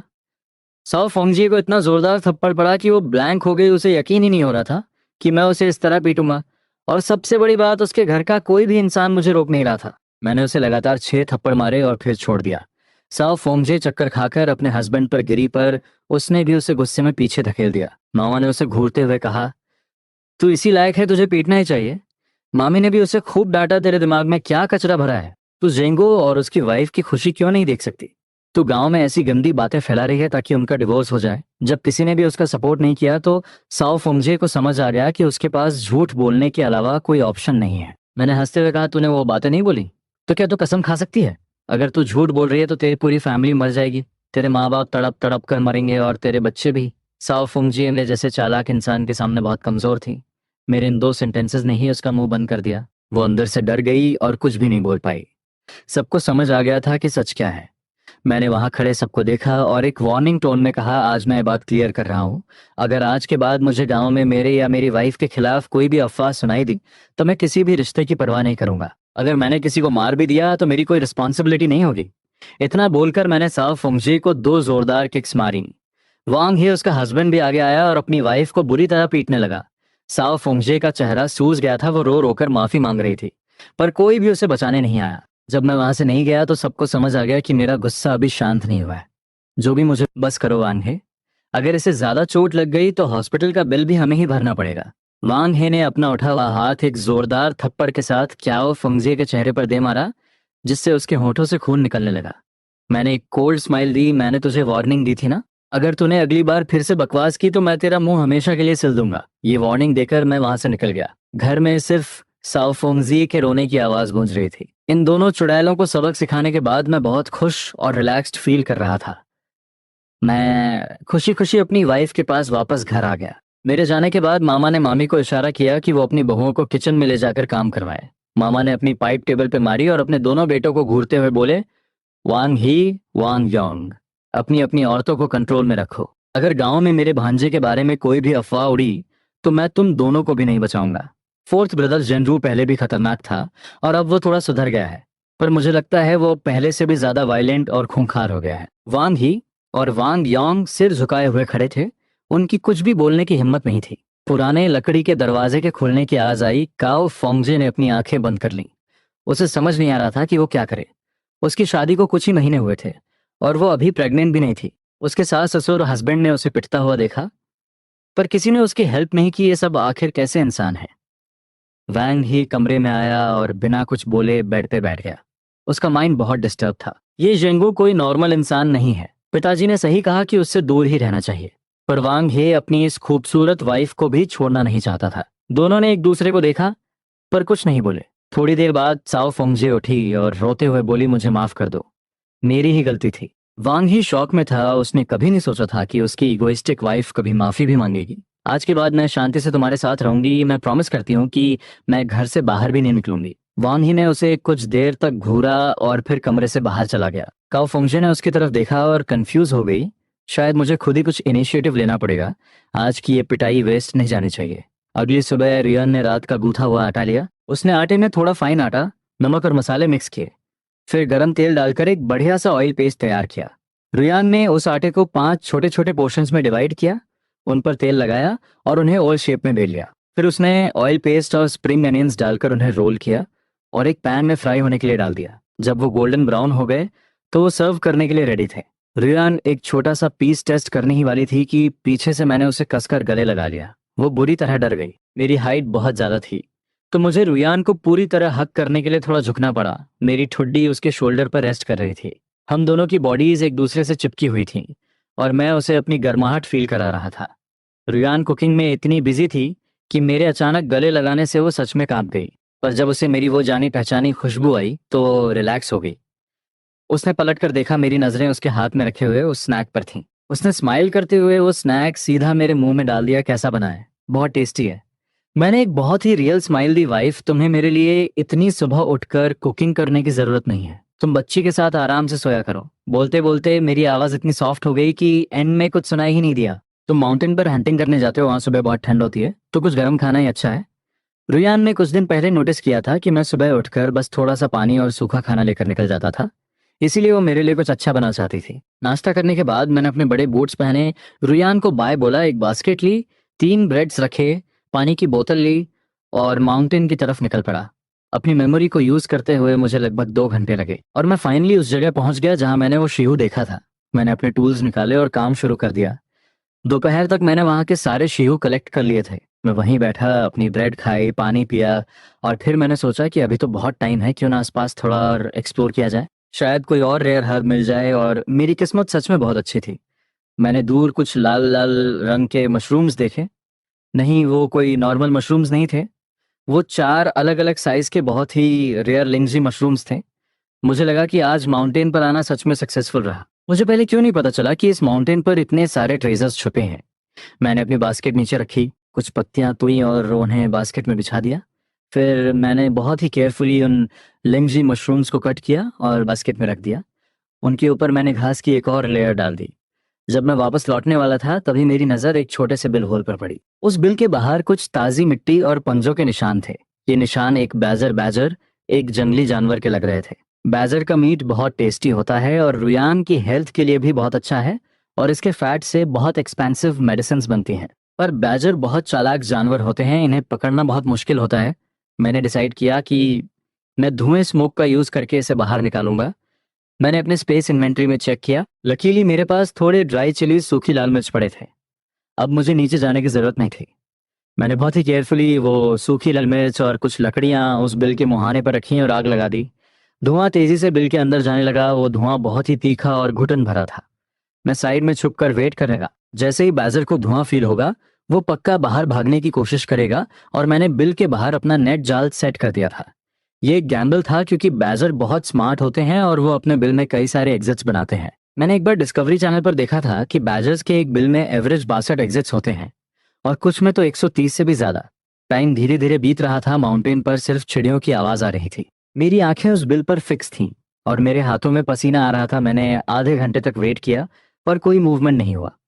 मैं गिव अप करने ही वाला था। मैं आग बुझाने के लिए गीली लकड़ियां उठाने ही वाला था क्योंकि अगर जंगल में आग लग गई तो बहुत प्रॉब्लम हो जाएगी। तभी स्क्रैच स्क्रैच बिल के अंदर से आवाज आई। एक बालों वाला बैजर का सिर धुएं में से बाहर निकला। उसकी आंखों में खौफ था और फिर वो पूरा का पूरा बाहर आ गया। वो घबराकर सीधा मेरे नेट की तरफ भागा। मैंने फुल स्पीड में अपना नेट खींचा और उसे ट्रैप कर लिया। ये बैजर लगभग 10 किलो का था और मैंने इसे सिर्फ एक ही बिल से पकड़ लिया था। ये मेरी बहुत बड़ी सक्सेस थी। मैंने अपनी पानी की बोतल से आग को पूरी तरह बुझाया और फिर खुशी खुशी माउंटेन से नीचे उतरने लगा। इस बीच मेरे घर पर गांव के कुछ लोगों को पता चल गया था कि मैंने एक टीवी खरीदा है। वो सब बहुत एक्साइटेड थे क्योंकि उन्होंने आज तक रियल लाइफ में टीवी नहीं देखा था। पूरा दिन मेरे घर में लोगों की भीड़ लगी रही। एक ग्रुप आता और दूसरा जाता। उसी दौरान कुछ लोगों ने देखा कि जाओ जंशिंग मामा मेरे नए घर का मटेरियल लेकर आ रहे हैं। जब उन्हें पता चला कि मैं एक नया घर बना रहा हूँ तो सबके एक्सप्रेशंस बदल गए। ये इतना पैसा कहाँ से ला रहा है? ये नया घर कभी नहीं बना पाएगा। इसने टीवी खरीद कर अपने पैसे वेस्ट कर दिए। ये तो बिजली का भी बिल नहीं भर पाएगा। कुछ लोग मेरे पीछे से मेरी बुराई कर रहे थे। रियान पूरा दिन उन गांव वालों को एंटरटेन करते करते थक गई थी। उसे लग रहा था कि आज हमारे घर में हमारी शादी के दिन से भी ज्यादा भीड़ है। वो बस 1 मिनट के लिए बैठने ही वाली थी कि तभी उसने मुझे अपनी बास्केट लिए हुए वापस आते देखा। उसकी आंखों में एक चमक आ गई। वो तुरंत बच्ची को गोद में लिए मेरी तरफ आई। तुम आज इतनी जल्दी कैसे आ गए? उसने मेरी बास्केट में बहुत सारी घास देखी। वो समझ गई कि मैंने पक्का कुछ बहुत स्पेशल हंट किया है। इसकी किस्मत इतनी अच्छी कैसे हो सकती है? शीहो तो बहुत ही रेयर होता है, फिर ये हर बार कैसे कुछ न कुछ ले आता है। रुयान ने वो नया रेड स्वेटर पहना हुआ था।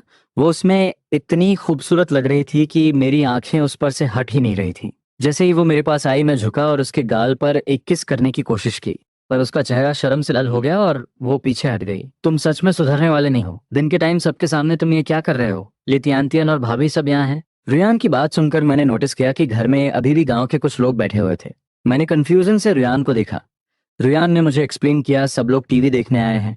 लकीली भाभी यहाँ थी, तो उन्होंने मेरी बहुत हेल्प की। मैं नोट किया और बच्ची को गोद में लेने के लिए हाथ बढ़ाया। पर फिर मैंने देखा कि मेरे कपड़े गंदे हैं, तो मैंने अपना हाथ वापस खींच लिया और बास्केट को सीधा किचन में ले गया। रुयान भी मेरे पीछे आई। मैंने उसके कान के पास कुछ फुसफुसाया। रुयान ने बास्केट को देखा और शौक से नोट किया। मुझे समझ आ गया। उसे नहीं पता था कि मैं आज क्या लेकर आया हूँ, पर उसे इतना पता था कि कल सुबह मुझे फिर से सिटी जाना होगा। वो सोच रही थी कि मैं इतने सारे लोगों के सामने उसके इतने क्लोज कैसे आ गया। ये इंसान सच में बहुत बदल गया है। मुझे अपनी तरफ घूरते हुए देखकर मैंने एक बड़ी सी स्माइल दी और आगे बढ़कर उसके गोरे गाल पर एक जोरदार किस किया। वाइफ, तुमने आज ठीक से खाना खाया ना? मेरी एक किस करने के बाद मेरे हाथ उसकी कमर पर चले गए। तुम इतनी पतली कैसे हो सकती हो? तुम्हारी कमर तो 16 इंच से भी कम लग रही है। जब मैं घर पे नहीं होता तो तुम्हें अपना ध्यान खुद रखना चाहिए। तुम बहुत कमजोर हो गई हो। रुयान मेरे इस अचानक किए गए एक्शन से घबरा गई। उसने मुझे एक वार्निंग लुक दिया और कुछ बोलने ही वाली थी, तभी बाहर से भाभी की आवाज आई, रुयान अब फोर्थ ब्रदर वापस आ गया है, तो मैं चलती हूँ। जाओ, श्याओदी स्कूल से आने वाला होगा। रुयान ने तुरंत भाभी को रोका। भाभी, एक मिनट रुकिए। उसने बच्ची को मेरे हाथ में दिया और तेजी से बाहर गई। वो ईस्ट रूम से एक पैकेट शुगर कैंडीज लेकर आई और उसे भाभी जाओ की वाइफ के हाथों में दे दिया। उसे डर था कि कहीं मैं उसे रोक ना दूं, इसलिए उसने मुझे बोलने का मौका ही नहीं दिया। उस टाइम में शुगर चीनी एक बहुत ही रेयर और महंगी चीज होती थी, जिसे लोग आसानी से नहीं खाते थे। रुयान खुद भी उसे खाने से हिचकिचा रही थी, पर वो जानती थी कि अगर भाभी ने उनकी हेल्प नहीं की होती तो उनके लिए वो मुश्किल दिन काटना और भी मुश्किल हो जाता। आज जब भाभी ने सुना कि हमारे घर बहुत सारे लोग टीवी देखने आ रहे हैं, तो वो अपना सारा काम छोड़कर रियान की हेल्प करने आ गई। अगर भाभी नहीं होती तो रियान अकेले इतने सारे लोगों को कैसे हैंडल करती? पहले जब हम गरीब थे तो हमने हमेशा भाभी की हेल्प ली थी और कभी उन्हें कुछ वापस नहीं दिया था। पर अब भाभी, ये जेंगो ने खरीदा है, इसे अपने बच्चों के लिए ले जाइए। भाभी के हाथों में वो क्रिस्टल शुगर मिश्री का पैकेट देखकर उनकी आंखें फटी की फटी रह गईं। अरे नहीं, ये तो बहुत महंगी चीज है। उन्होंने तुरंत वो पैकेट रुयान की तरफ वापस किया। नहीं भाभी, आप इसे रख लीजिए। इसे न्यू न्यू भाभी की बेटी को खिलाइएगा। मीठा पानी तो सिर्फ बहुत ही स्पेशल गेस्ट को सर्व किया जाता था। नॉर्मल लोग इसे कहाँ अफोर्ड कर पाते थे। अगर कोई नई दुल्हन अपनी मायके जाते टाइम ये शुगर लेकर जाती तो उसकी फैमिली का बहुत नाम होता। वो दोनों उस पैकेट को लेकर काफी देर तक खींचतान करती रहीं। पैकेट लगभग फटने ही वाला था। फाइनली भाभी ने शर्माते हुए वो शुगर रख ली और अपने घर चली गई। रुयान को डर था कि मैं इस बात पर गुस्सा करूंगा, इसलिए वो मेरे पास आई और हकलाते हुए। मेरे दिल में एक तेज दर्द हुआ। मुझे ऐसा लगा जैसे किसी ने मेरा दिल कसकर पकड़ लिया हो। वो अभी भी मुझ पर ट्रस्ट नहीं कर पा रही थी। उसे हमेशा ये डर लगा रहता था कि उसकी किसी बात पर मैं फिर से उसे पीटना शुरू कर दूंगा। एक लंबे टाइम तक घरेलू हिंसा, डोमेस्टिक वायलेंस सहने के बाद उसके लिए ये मानना बहुत मुश्किल था कि मैं सच में बदल चुका हूँ। ये सब मेरी ही गलती है। मैंने ही अपने कर्मों से ये सब कमाया है। मेरे चुप रहने से रुयान और भी ज्यादा डर गई। उसने अपना सिर नीचे कर लिया और एक अपराधी की तरह बोली, जेंगू, मुझे माफ कर दो। मैं फिर कभी ऐसा नहीं करूंगी, प्लीज गुस्सा मत हो। मैं पूरी तरह स्पीचलेस हो गया। मेरी वाइफ आखिर क्या सोच रही थी? क्या वो एक शुगर का पैकेट भी किसी को नहीं दे सकती? क्या मैं सच में इतना बड़ा मॉन्स्टर था? क्या मैंने पहले गन पाउडर खाया हुआ था जो मैं हर बात पर उसे पीटता था? एक शुगर का पैकेट तो दूर की बात है, अगर वो टीवी भी अपने भाई और भाभी को दे देती तो भी मैं उस पर गुस्सा नहीं करता। तुम इस घर की मालकिन हो, ये सिर्फ कोई डायलॉग नहीं था। मैं सच में ऐसा ही मानता था। मैंने एक हाथ से अपनी बच्ची को पकड़ा और दूसरे हाथ से अपनी वाइफ को अपनी बाहों में खींच लिया। मुझे आज उसके साथ बैठकर सीरियस बात करनी ही पड़ेगी। गलत फहमियों को कभी भी कल पे नहीं छोड़ना चाहिए, वरना वो बढ़ती जाती हैं। अगर हस्बैंड और वाइफ आपस में सही से बात नहीं करेंगे तो सब कुछ बर्बाद हो जाएगा। मैंने प्यार से रुयान की पीठ थपथपाई, अपनी ठुड्डी उसके बालों पर रखी और बहुत ही सॉफ्ट आवाज में कहा, वाइफ, मैंने तुमसे कहा था ना कि इस घर का डिसीजन तुम लोगी। तुम जो चाहो वो कर सकती हो, तुम ही बॉस हो। ये तो सिर्फ एक शुगर का पैकेट था। अगर तुम्हें खानी है तो हम कल और खरीद लेंगे। तुम्हें मेरे रिएक्शन से डरने की कोई जरूरत नहीं है। तुम जो भी डिसीजन लोगी मैं हमेशा उसे सपोर्ट करूंगा। मेरी बातें सुनकर रुयान को लगा कि शायद मैं ताना मार रहा हूँ, पर जब मैंने यही बात बार बार रिपीट की तो उसका डर थोड़ा कम हुआ। भगवान जानता है कि मैं अभी कितना डरी हुई थी। मुझे लगा ये अभी मुझ पे हाथ उठाएगा। जब मैंने महसूस किया कि रुयान की हार्ट बीट अब नॉर्मल हो गई है तो मुझे थोड़ा रिलीफ मिला। मुझे समझ आ गया था कि अब मुझे हर रात उसके साथ बैठकर दिल बातें करनी होंगी ताकि उसका डर हमेशा के लिए खत्म हो जाए। मैं उसे सिटी ले जाना चाहता था पर मुझे पता था कि वो नहीं जाएगी, क्योंकि उसे अभी भी डर था कि मैं सिटी ले जाकर बच्ची को बेच दूंगा। तो मैंने सोचा कि फिलहाल उसे आसपास ही। वाइफ, क्या तुम मेरे साथ माउंटेन के नीचे वाले एरिया में चलना चाहोगी? मैं तुम्हारे लिए कुछ हंट करूंगा। रुयान का भी मन था बाहर जाने का। वो कुछ खाना नहीं चाहती थी, बस वो बोर हो गई थी। मैंने उसे कोई भी काम करने से मना किया हुआ था ताकि उसकी हेल्थ रिकवर हो सके।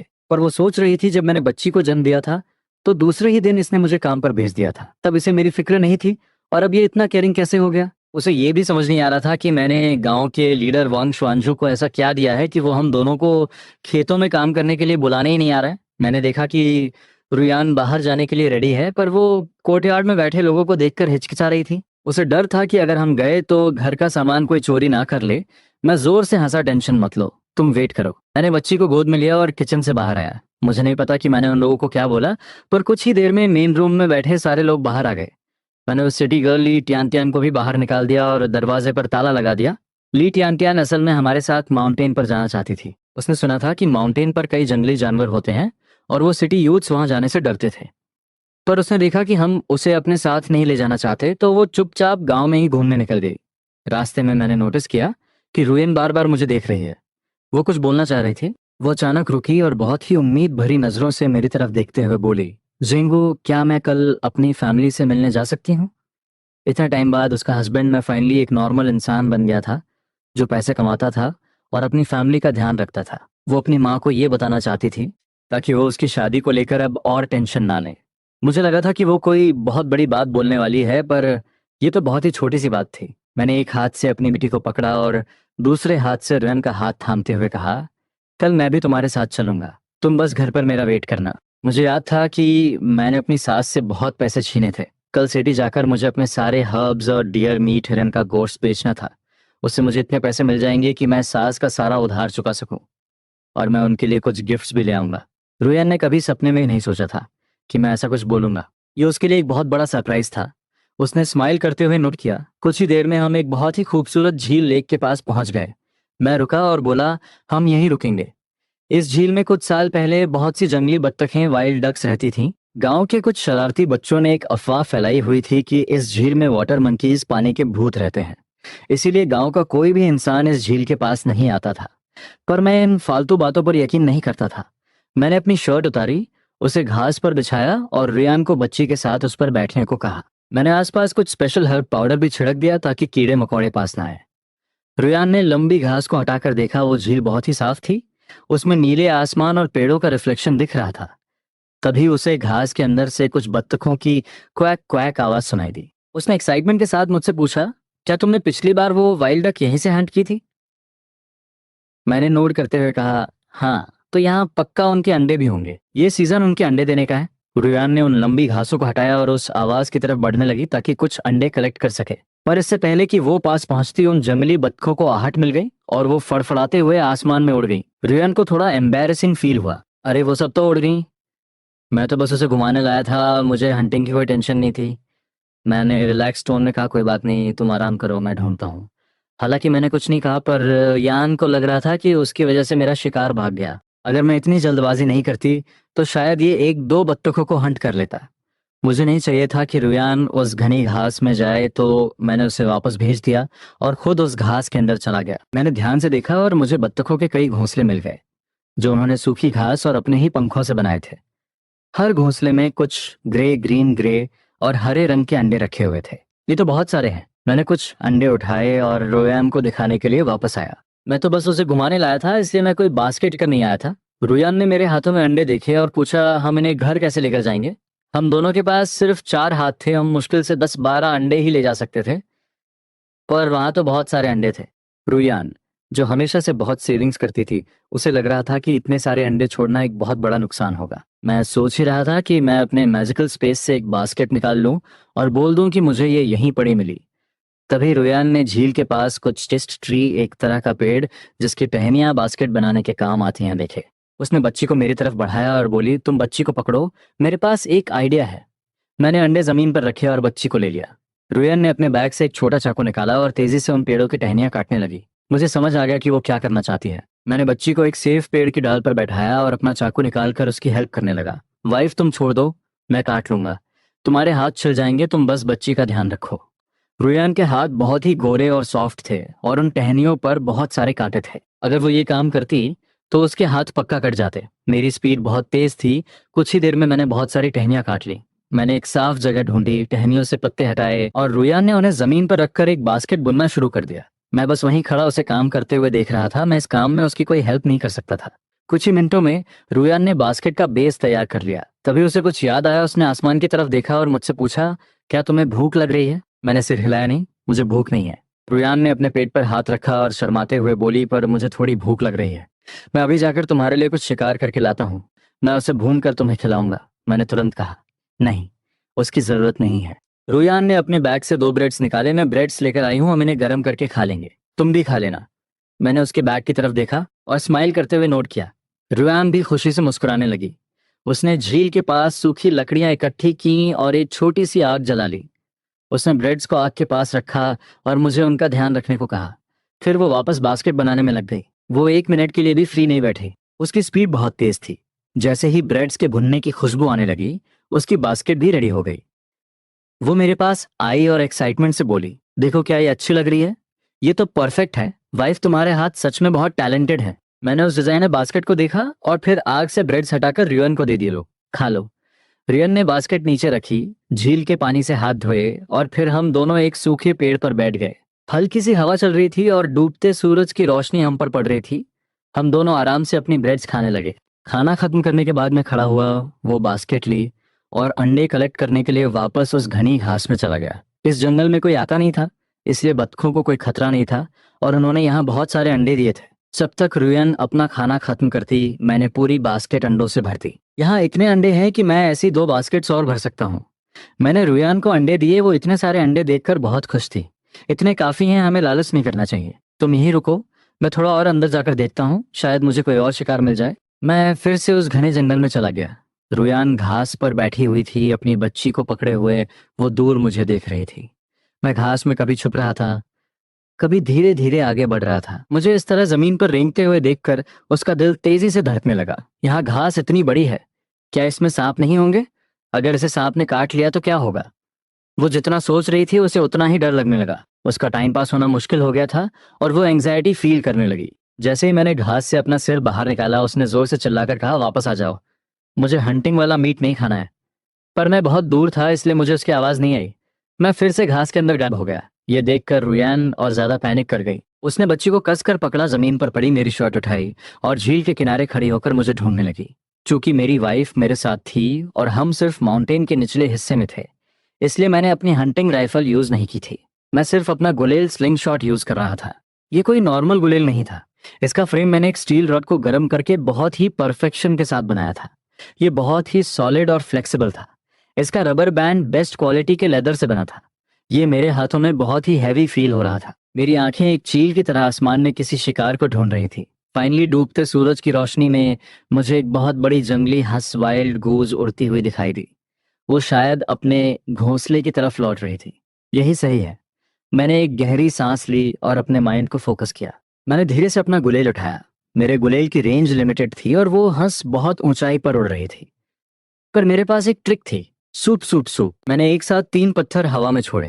पहला पत्थर हवा में गया, दूसरा उसके ठीक पीछे और दूसरा पत्थर पहले वाले से टकराया। फिर तीसरा पत्थर उन दोनों से टकराया।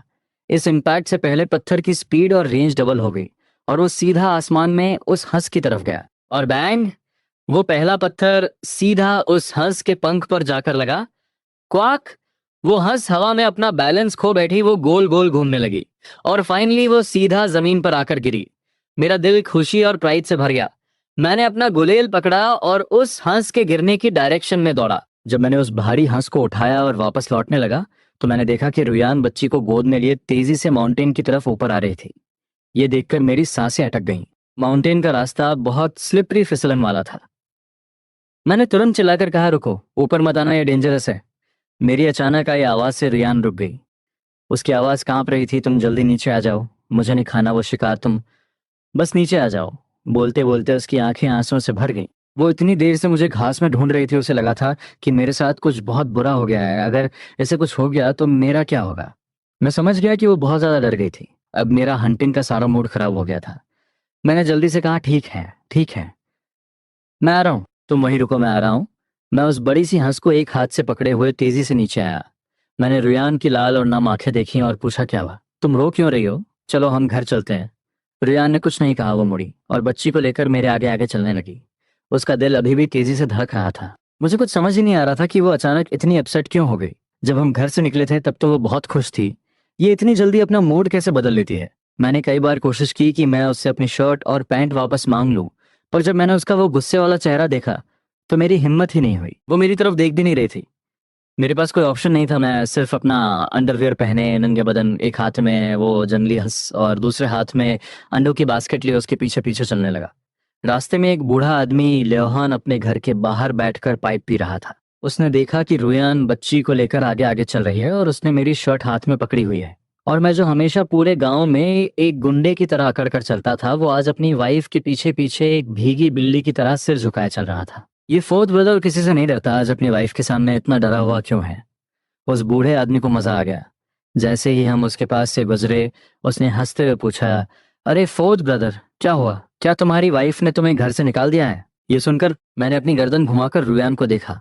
मैं उसका चेहरा नहीं देख पा रहा था, बस उसकी गोरी गर्दन दिख रही थी। मैंने तुरंत अपनी नजरें हटाई और उस बूढ़े आदमी को देखकर एक फेक स्माइल दी। मेरी एक वर्ड बोलने की भी हिम्मत नहीं हुई। हम दोनों इसी तरह घर पहुंच गए। मैंने उस हंस को जमीन पर रखा और तेजी से आगे जाकर कोर्टयार्ड का दरवाजा खोला। दरवाजा खोलने के बाद मैं एक अच्छे और समझदार हस्बैंड की तरह साइड में खड़ा हो गया। जब रुयान अंदर चली गई तब मैंने वो हंस उठाया और उसके पीछे पीछे अंदर गया। रुयान को मेरी इस हरकत पर बहुत जोर की हंसी आ रही थी, पर उसने किसी तरह खुद को कंट्रोल किया। वो बच्ची को लेकर कोर्टयार्ड में रखे एक स्टूल पर बैठ गई। तब उसे याद आया कि मेरी शर्ट तो अभी भी उसी के हाथ में है और मैं पूरे रास्ते ऐसे ही नंगे बदन चलकर आया हूँ। उसे उस बूढ़े आदमी का वो मजाक याद आया। मैं इसके साथ इतनी अजीब तरह से क्यों बिहेव कर रही हूँ, मैंने इसे इसके कपड़े वापस क्यों नहीं दिए। उसने चोरी छुपे मेरी तरफ देखा, पर मैं बिल्कुल भी गुस्से में नहीं था। मैं चुपचाप जाकर बाल्टी से पानी निकालने लगा। रुयान खड़ी हुई और बोली, उस ठंडे पानी से मत नहाना, मैं तुम्हारे लिए गर्म पानी कर देती हूँ। वो अपनी बच्ची को एक हाथ से पकड़े हुए थे और दूसरे हाथ से कमरे का ताला खोलने की कोशिश कर रहे थे ताकि वो बच्ची को अंदर सुला सके। जब मैंने सुना कि रुयन ने मुझसे बात की है तो मेरी सारी एनर्जी वापस आ गई। मैं मुड़ा और देखा कि वो एक हाथ से ताला खोलने में स्ट्रगल कर रही है। मैंने जल्दी से अपना पानी का बर्तन छोड़ा और 2-3 लंबे कदम लेकर उसके पास पहुंच गया। मैंने उसके पीछे खड़े होकर उसके हाथ से चाबी ली और एक ही सेकंड में ताला खोल दिया। तुम बच्ची को अंदर सुला दो, मैं ठंडे पानी से ही नहा लूंगा और फिर तुम्हारे लिए खाना बनाऊंगा। मेरी नजरों में उसकी वो गोरी गर्दन उस रेड स्वेटर में और भी ज्यादा अट्रैक्टिव लग रही थी। रुयन ने कुछ नहीं कहा, दरवाजा खुला और वो बच्ची को लेकर अंदर चली गई। उसने बच्ची को बेड पर लिटाया और उसे अच्छे से कवर किया। जब वो वापस बाहर आई तो उसने देखा कि मैं उस ठंडे पानी को अपने नंगे बदन पर डाल रहा हूँ। उसे देखकर थोड़ा गुस्सा आया, इसे ठंड लग जाएगी तो मुझे कोई परवाह नहीं। वो वापस अंदर गई, मेरी शर्ट लेकर आए और उसे स्टूल पर रख दिया। फिर वो कुएं वेल के पास आई और मुझे वार्निंग देते हुए बोली। रियान मेरी शर्ट लेकर कुएं के पास गई, बाल्टी से पानी निकाला और मेरे कपड़े धोने लगी। कपड़े धोते हुए वो सोच रही थी, जब ये कल टाउन जाएगा तो क्या मैं बच्ची को लेकर इसके साथ जाऊं और इसके लिए थोड़े मोटे कपड़े खरीद लूं। अब सर्दियां आ रही हैं और मौसम ठंडा हो रहा है, पर ये अभी भी बस एक पतली सी शर्ट पहनकर घूमता है। ये तो सुबह अंधेरा होने से पहले ही माउंटेन पे चला जाता है, उस टाइम वहां बहुत ठंड होती है। क्या इसे ठंड नहीं लगती। उसने नोटिस किया था कि जब भी मैं वापस आता था मेरी पैंट पर कीचड़ लगा होता था और मेरी शर्ट पर भी बहुत धूल होती थी। पक्का ये जमीन पर रेंग कर वो हर्ब्स निकालता होगा। मैंने बस थोड़ा सा ठंडा पानी अपने शरीर पर डाला और जल्दी से अंदर आ गया। मेरे चौड़े और मजबूत शरीर से अभी भी ठंडी ठंडी भाप निकल रही थी। मैंने अपने लंबे कदमों से घर में मैं अंदर आया और रुयान का टॉवल लेकर अपने शरीर से पानी पोंछने लगा। जब मैं साफ कपड़े पहनकर बाहर आया तो मैंने देखा कि मेरे पुराने कपड़े धुल चुके थे। मेरा दिल खुशी से भर गया। अपनी वाइफ के हाथों से धुले हुए कपड़े पहनने की फीलिंग ही कुछ और है। जब आपको ये फील होता है कि आपकी वाइफ आपका ध्यान रख रही है तो सच में बहुत अच्छा लगता है। मैंने उस हंस को लिया, उसे काटा और साफ करने लगा। मैंने डिसाइड किया कि आधा मीट मैं फ्राई करूंगा और आधे मीट से अपनी वाइफ के लिए एक बहुत ही टेस्टी सूप बनाऊंगा। जब ली त्यान वापस आई तो उसने मुझे एक बड़े से पक्षी का मीट बनाते हुए देखा और रियान को मेरे कपड़े सुखाते हुए देखा। इस सीन ने उसके माइंड में मेरी इमेज को और भी ज्यादा पॉजिटिव बना दिया। जैसे ही रुयान ने अपना काम खत्म किया, गांव के इस साइड से आंटी जांग भागती हुई आई। रुयान, मेरी बेटी की शादी होने वाली है, तो मुझे किसी ऐसे इंसान की ज़रूरत है जो डबल हैप्पीनेस एक चाइनीज़ ट्रेडिशनल वर्ड लिख सके। गाँव में तो कोई पढ़ा लिखा है नहीं, तो मुझे तुम्हारी याद आ गई। जल्दी चलो और मेरी हेल्प कर दो। ली टियानटियन भी घर में मेरे साथ अकेले नहीं रुकना चाहती थी। उसे डर था कि गांव के लोग उसके बारे में कोई फालतू अफवाह ना उड़ा दें। इसलिए वो भी रियान की हेल्प करने के लिए उसके साथ चली गई। खाना खाने के बाद मैंने उस बैजर के फैट से तेल बैजर ऑयल बनाने का प्रोसेस शुरू किया। बैजर ऑयल बहुत ही रेयर और अच्छी मेडिसिन है। ये स्किन को बहुत अच्छे से मॉइस्चराइज और रिपेयर करता है। अगर किसी को जलने या ठंड से घाव हो गए हों तो ये ऑयल बहुत जल्दी उन्हें ठीक कर देता है। मैंने पहले बैजर के शरीर से उसका सारा फैट निकाला, फिर उसे 1-1 सेंटीमीटर के छोटे छोटे टुकड़ों में काटा ताकि सारी पीसेस का साइज एक जैसा रहे। ऐसा करने से सारा तेल अच्छे से और बराबर निकलेगा। फिर मैंने एक लोहे की कढ़ाई में थोड़ा पानी डाला। पानी का अमाउंट फैट के वेट का लगभग 1/3 1/3 था। पानी डालना बहुत ज़रूरी था ताकि कुकिंग के टाइम टेम्परेचर कंट्रोल में रहे और वो मीट के टुकड़े जले नहीं। पानी की वजह से वो मीट जलता नहीं है और तेल भी बहुत साफ और ट्रांसपेरेंट निकलता है। जब कढ़ाई में पानी उबलने लगा और बुलबुले उठने लगे तो मैंने उन छोटे छोटे मीट के टुकड़ों को धीरे से कढ़ाई में डाल दिया। जैसे जैसे टेम्परेचर बढ़ रहा था वो मीट के टुकड़े सिकुड़ने लगे और उनमें से एक बहुत ही लाइट और अच्छी खुशबू वाला तेल बाहर आने लगा। मैं बहुत ही केयरफुली उस कढ़ाई का टेम्परेचर कंट्रोल कर रहा था। धीमी आंच पर पकाना बैजर ऑयल निकालने का सबसे इंपॉर्टेंट स्टेप है। इससे सारा तेल अच्छे से बाहर आ जाता है और उसकी प्योरिटी और खुशबू भी बनी रहती है। धीरे धीरे कढ़ाई में रखे वो मीट के टुकड़े हल्के पीले लाइट येलो रंग के होने लगे। मैं उन्हें लगातार एक स्पैटुला से पलट रहा था ताकि वो हर साइड से अच्छे से पके। जब वो टुकड़े पूरी तरह ड्राई हो गए और उनमें से तेल निकलना बंद हो गया तो मैंने एक छलनी से उन्हें बाहर निकाल लिया। अब कढ़ाई में जो बचा था वो एकदम प्योर और गोल्डन कलर का बैजर ऑयल था। फाइनली मैंने उस ऑयल को एक बार और अच्छे से फिल्टर किया, उसे एक मिट्टी के बर्तन में डाला और उसे सील करके अपने मैजिकल स्पेस में रख दिया। रात के लगभग 8 बज चुके थे। बाहर एकदम अंधेरा हो गया था, इतना अंधेरा कि अगर आप अपना हाथ भी आगे करें तो वो भी दिखाई नहीं देगा। मैंने घर का दरवाजा लॉक किया, बच्ची को गोद में लिया और आधा गांव क्रॉस करके आंटी जान के घर पहुंच गया। जब रुयन ने मुझे बच्ची के साथ वहां आते देखा तो उसे लगा कि पक्का कुछ गड़बड़ हो गई है। उसने तुरंत अपना काम छोड़ा और मेरे पास आई। उसने मेरी बाहों में सो रही बच्ची को देखा और घबरा कर पूछा, क्या हुआ, तुम यहाँ क्यों आ गए? मैंने अपनी आंटी जांग, जिन्हें दूसरों की टांग खींचने में बहुत मजा आता था, वो मुझे देखकर एक बहुत ही बड़ी और दांत दिखाने वाली स्माइल देने लगी। उन्होंने रियान की तरफ देखकर मजाक में कहा, अरे रियान, तुम्हारा हस्बैंड तो बहुत केयरिंग है। इसे डर था कि तुम रात के अंधेरे में अकेली वापस कैसे जाओगी, इसलिए ये तुम्हें लेने आ गया है। आंटी जान की बात सुनकर रुयान ने मुझे उस स्टूल पर बैठे हुए देखा।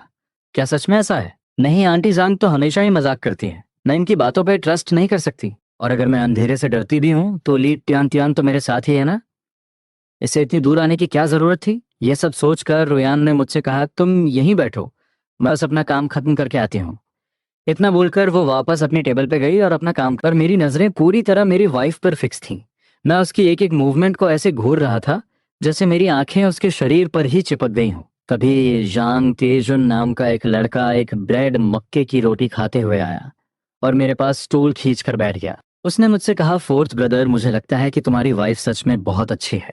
वो विजय से भी ज्यादा ब्यूटीफुल है और पढ़ी लिखी और समझदार भी है। जांग तेजुन की बात सुनकर मैं एक सेकंड के लिए ब्लैंक हो गया। काफी देर तक सोचने के बाद मुझे याद आया कि ये जांग हुई हुई रुइजे कौन है। ये तो वो लड़की है जो पिछले जन्म में मुझे रिजेक्ट कर चुकी थी। पर तेजुन अचानक इसका नाम क्यों ले रहा है? जांग तेजुन ने जब देखा कि मैं कुछ बोल नहीं रहा हूं तो उसे लगा कि शायद मैं अभी भी जांग हुई हुई के ख्यालों में खोया हुआ हूं। वो थोड़ा परेशान होकर बोला, फोर्थ ब्रदर, अगर ऐसा है तो भाभी के साथ बहुत गलत हो रहा है। वो तुमसे बहुत प्यार करती हैं। तुम्हारे इतने गरीब होने के बावजूद वो पूरी लॉयल्टी के साथ तुम्हारे साथ रह रही हैं। उनका प्यार बहुत सच्चा है। ये सब सोचते हुए जांग तेजुन ने मुझे एडवाइस दी, फोर्थ ब्रदर, अब तुम उस हुई हुई के बारे में सोचना बंद करो और अपनी वाइफ के साथ एक अच्छी लाइफ स्पेंड करो। मैंने सुना है कि हुई हुई ने सिटी में एक बॉयफ्रेंड बना लिया है। वो किसी सरकारी रेस्टोरेंट के किचन में काम करता है। अब जब भी वो गांव आती है तो बहुत अकड़ कर चलती है जैसे वो हमसे बहुत ऊपर हो। जब वो ये सब बोल रहा था तो उसकी आवाज में हुई हुई के लिए बहुत नफरत और चिढ़ थी। जांग तेजुन को वो हुई हुई बिल्कुल पसंद नहीं थी। उसे लगता था कि वो अपनी लुक्स का बहुत घमंड करती है और दूसरों को अपने से कम समझती है। अगर लुक्स की बात करें तो वो हुई हुई तुम्हारी वाइफ के सामने कहीं भी नहीं टिकती। काश मुझे भी तुम्हारी वाइफ जैसी कोई खूबसूरत और फेयर लड़की मिल जाती। उसने रुयान को देखा जो इतनी खूबसूरत लग रही थी कि कोई कह ही नहीं सकता था कि वो एक बच्चे की माँ है। वो एकदम फ्रेश और ग्लोइंग लग रही थी, जैसे कोई अभी अभी तोड़ा हुआ फ्रेश खीरा हो। कोई भी उसे एक बार देखता तो बस देखता ही रह जाता। कौन है वो घटिया इंसान जो गांव में ये अफवाह फैला रहा है कि मैं हुई हुई को पसंद करता हूँ। वो हुई हुई तो मेरे जूते साफ करने के लायक भी नहीं है, चाहे मेरी पिछली लाइफ हो या ये वाली। मैंने अभी तक उसे आंख उठाकर भी नहीं देखा। ये अफवाह पूरे गांव में कैसे फैल गई? अगर मेरी वाइफ ने ये सुन लिया तो वो पक्का कुछ गलत समझ लेगी। मैंने नोटिस किया कि जब से मैं यहाँ आया था, रुयन ने एक बार भी मेरी तरफ नहीं देखा था। क्या ये सच में मुझे इग्नोर कर रही है? क्या इसे मेरी कोई परवाह नहीं है? ये सब सोचकर मुझे बहुत टेंशन होने लगी और मेरा सारा गुस्सा जांग तिएजुन पर निकल गया। मैंने उसे घूरते हुए कहा, मैंने कब कहा कि मैं उसे हुई हुई पसंद करता हूँ? तूने कब देखा मुझे उसके बारे में सोचते हुए? मेरा यह भयानक और गुस्से वाला रूप देखकर जांग तिएजुन बुरी तरह डर गया। उसने जल्दी से एक फेक स्माइल दी और बोला, फोर्थ ब्रदर, मैं तो बस ऐसे ही मजाक कर रहा था। तुम इतना सीरियस क्यों हो रहे हो? वो दिल से मेरी बहुत रेस्पेक्ट करता था और मुझसे बहुत डरता भी था। मैं पूरे आसपास के इलाके का सबसे बड़ा गुंडा था। कुत्ते भी मुझे देखकर अपना रास्ता बदल लेते थे। अगर मैंने रुयान की जान नहीं बचाई होती तो मुझ जैसे गुंडे से ऐसी परफेक्ट लड़की कभी शादी नहीं करती। मैंने उसके उस डरे हुए चेहरे को देखा और समझ गया कि वो सच बोल रहा है। मैंने गुस्से में चिल्लाया, गेट लॉस्ट। जांग तेजन ने तुरंत अपना स्टूल उठाया और वहां से भाग गया। पर हम दोनों की ये सारी बातें रुयन ने एक एक वर्ड बहुत ध्यान से सुना था। उसने अपने हाथ में पकड़ा हुआ पेन इतनी कसकर पकड़ा हुआ था कि उसकी उंगलियों के जॉइंट्स सफेद हो गए थे। तो इसीलिए ये आजकल इतना बदला बदला सा है। इसके दिल में कोई और लड़की है और वो इसे रिजेक्ट कर चुकी है, इसलिए ये अब मेरे साथ एक अच्छी लाइफ स्पेंड करना चाहता है। ये सोचकर रुयान का दिल एक गहरे दर्द और उदासी से भर गया। उसे बहुत तकलीफ हो रही थी।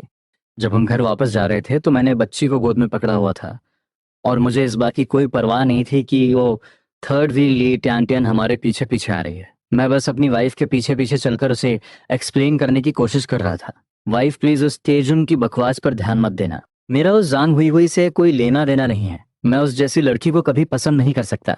मेरे दिल में सिर्फ और सिर्फ तुम हो। मेरी आवाज इतनी सिंसियर थी। ली टैंटियन हमारे पीछे पीछे चल रही थी और अपने कान एकदम रडार की तरह खड़े किए हुए थी। उसे इस ड्रामे को सुनने में बहुत मजा आ रहा था। उसने देखा कि मेरे जैसा एक लंबा और मजबूत आदमी अपनी वाइफ के सामने कैसे झुककर चल रहा है। ये तो अपनी वाइफ से इतना डरता है कि इसे कुछ भी गलतफहमी होने नहीं देना चाहता। क्या इसे स्ट्रिक्ट वाइफ का डर कहते हैं? मैं देख रहा था कि रुयान मुझे पूरी तरह इग्नोर कर रही है। मुझे समझ ही नहीं आ रहा था कि उसके दिमाग में क्या चल रहा है। मेरे पास कोई ऑप्शन नहीं था, तो मैं बस अपना सिर झुकाए हुए चुपचाप उसके पीछे पीछे घर आ गया। घर पहुंचकर उसने बच्ची को आराम से बेड पर लिटाया, उसे कवर किया और फिर चुपचाप ईस्ट रूम में जाकर बैठ गई। मैं एक अपराधी की तरह चुपचाप किचन में गया और पानी गर्म करने लगा। मैं उस छोटे से स्टोव के सामने बैठा हुआ था और लकड़ी से आग को कुरेद रहा था। मैं अपने मन में गालियां दे रहा था, अगर मुझे पता चल गया कि ये अफवाह इसने फैलाई है तो मैं उसे इतना पीटूंगा कि उसकी माँ भी उसे पहचान नहीं पाएगी। लोग फालतू में दूसरों की लाइफ क्यों खराब करते हैं। इस टाइम रुयन ईस्ट रूम में बैठी हुई थी और बच्ची के लिए सर्दियों के कपड़े सिल रही थी। कुछ ही देर में मैं गर्म पानी का बर्तन लेकर कमरे में आया। मैंने वो बर्तन धीरे से रुयान के पैरों के पास रखा और फिर नीचे बैठकर अपने बड़े हाथों से उसके पतले और सॉफ्ट पैरों को पकड़ लिया। मैंने उसका जूता निकालने की कोशिश की। मेरे इस एक्शन से रुयान रुक गई। उसने अपनी नजरें उठाई और नीचे बैठे मुझे देखकर पूछा, ये तुम क्या कर रहे हो? उसने अपना पैर पीछे खींचने की कोशिश की पर मेरे हाथों की ग्रिप बहुत स्ट्रांग थी। वो खुद को छुड़ा नहीं पाई। मेरे हाथों की वो रफनेस जब उसके सॉफ्ट पैरों से रगड़ खा रही थी तो उसे एक अजीब सी गुदगुदी फील हो रही थी। ये इंसान, पहले तो मुझे इसका नेचर समझ आ जाता था, पर अब ये इतना मिस्टीरियस कैसे हो गया है? इसके दिमाग में आखिर चल क्या रहा है? मैं अपना सिर झुकाए हुए था और मैंने अपना काम नहीं रोका। मैंने उसके कपड़े के जूते उतारे और बहुत ही धीमी आवाज में बोला, वाइफ, तुम पूरा दिन बहुत थक जाती हो, मैं तुम्हारे पैर धो देता हूँ, इससे तुम्हें बहुत रिलैक्स फील होगा।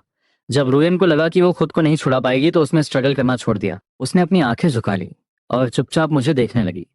जब उसके पैर उस गर्म पानी में गए तो उसे सच में बहुत अच्छा फील हुआ। इन कुछ दिनों में ये सच में बहुत बदल गया है। ये तो मेरे पैर भी धो रहा है। अगर ये पहले की बात होती तो मैं ऐसा सपने में भी नहीं सोच सकती थी। जब मैं प्रेग्नेंट थी तब भी इसने मेरा इतना ध्यान नहीं रखा था। ये सब सोचकर रुयान के दिल में एक लालच आ गया। वो इन सब केयर और प्यार को हमेशा के लिए अपने पास रखना चाहती थी। जैंगो, रुयान ने मुझे देखा और बोली, मैं तुमसे गुस्सा नहीं हूँ। अगर तुम अब गैम्बलिंग नहीं करोगे और शराब नहीं। और बहुत ही प्यार से मेरे सिर की मसाज करने लगी। उसकी बातें सुनकर मैंने कुछ नहीं कहा, बस चुपचाप उसके पैर धोता रहा। जब पानी थोड़ा ठंडा होने लगा तो मैंने उसके पैर बाहर निकाले, उन्हें अपनी थाइस पर रखा और अपने कपड़ों के अंदर डाल लिया ताकि वो गर्म रहें। फिर मैंने अपने कंधे पर रखा हुआ टॉवल लिया और उसके पैरों को अच्छे से पोंछ दिया। इसके बाद मैंने उसे अपनी बाहों में उठाया और सीधे बेड पे ले जाकर लिटा दिया। अब तुम आराम करो, तुम्हारी आंखें दर्द करने लगेंगी। मैंने जल्दी से अपने कपड़े उतारे और इससे पहले कि वो कुछ समझ पाती, मैंने उसे अपनी बाहों में खींच लिया। मैं उसे अपने साथ बेड पर खींच लाया और हम दोनों पर ब्लैंकेट डाल दिया। रियान मेरे इस अचानक किए गए एक्शन से घबरा कर स्ट्रगल करने लगी। तो मैंने एक डीप आवाज में कहा, वाइफ बस शांत रहो। मेरी आवाज सुनकर वो सच में शांत हो गई। उसने अपना चेहरा मेरी मजबूत चेस्ट पर छुपा लिया और बहुत ही धीमी आवाज में बोली, मेरा स्वेटर निकाल दो। ये वो नया स्वेटर था जो मैंने उसे दिलाया था। उसने सोचा था कि वो इसे सिर्फ किसी फंक्शन में या नए साल पे ही पहनेगी, पर कल मैंने कहा था कि मुझे वो इस स्वेटर में अच्छी लगती है, तो उसने आज इसे पहन लिया था। हमारी शादी को 2 साल से ज्यादा हो गए हैं। इसने मुझे कभी कोई गिफ्ट नहीं दिया था और अब ये बस शॉपिंग ही करता रहता है, कभी कपड़े, कभी जूते, तो कभी स्नैक्स। मैं इस बात से खुश था कि वो मेरे पास है। मुझे कोई आइडिया नहीं था कि वो इस नए स्वेटर के खराब होने की टेंशन ले रही है। मैंने अपने होंठ उसके माथे पर रखे और बहुत ही सीरियस टोन में कहा, वाइफ मुझे पता है कि मैं पास्ट में एक बहुत बड़ा, पर प्लीज मुझे एक चांस दो खुद को प्रूव करने का। क्या तुम मुझ पर ट्रस्ट कर सकती हो? मेरी बातें सुनकर रियान की वो स्टिफ बॉडी धीरे धीरे रिलैक्स होने लगी। उसे मेरी बॉडी की वो गर्माहट और मेरी वो एक स्ट्रांग और मैनली खुशबू फील हो रही थी, जिससे उसके दिल को एक बहुत गहरा सुकून मिल रहा था। उसने अपने दोनों हाथ मेरी कमर पर रखे और मेरे सीने में और भी ज्यादा छुप गई। काफी देर बाद उसने बहुत ही धीमी आवाज में कहा, ठीक है, मुझे समझ आ गया। उसकी आवाज इतनी धीरे थी कि कोई और सुन ही नहीं सकता था, पर मैंने उसकी वहां सुन ली थी। मैंने उसे अपनी बाहों में और कसकर पकड़ लिया। मैं तो चाहता था कि वो हमेशा के लिए मेरे अंदर ही समा जाए।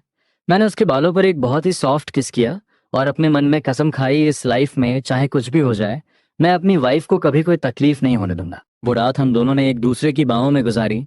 अगली सुबह सूरज निकलने से पहले ही मैं उठ गया और सिटी के लिए निकल पड़ा। मैंने पहली बस पकड़ी और सिटी पहुंच गया।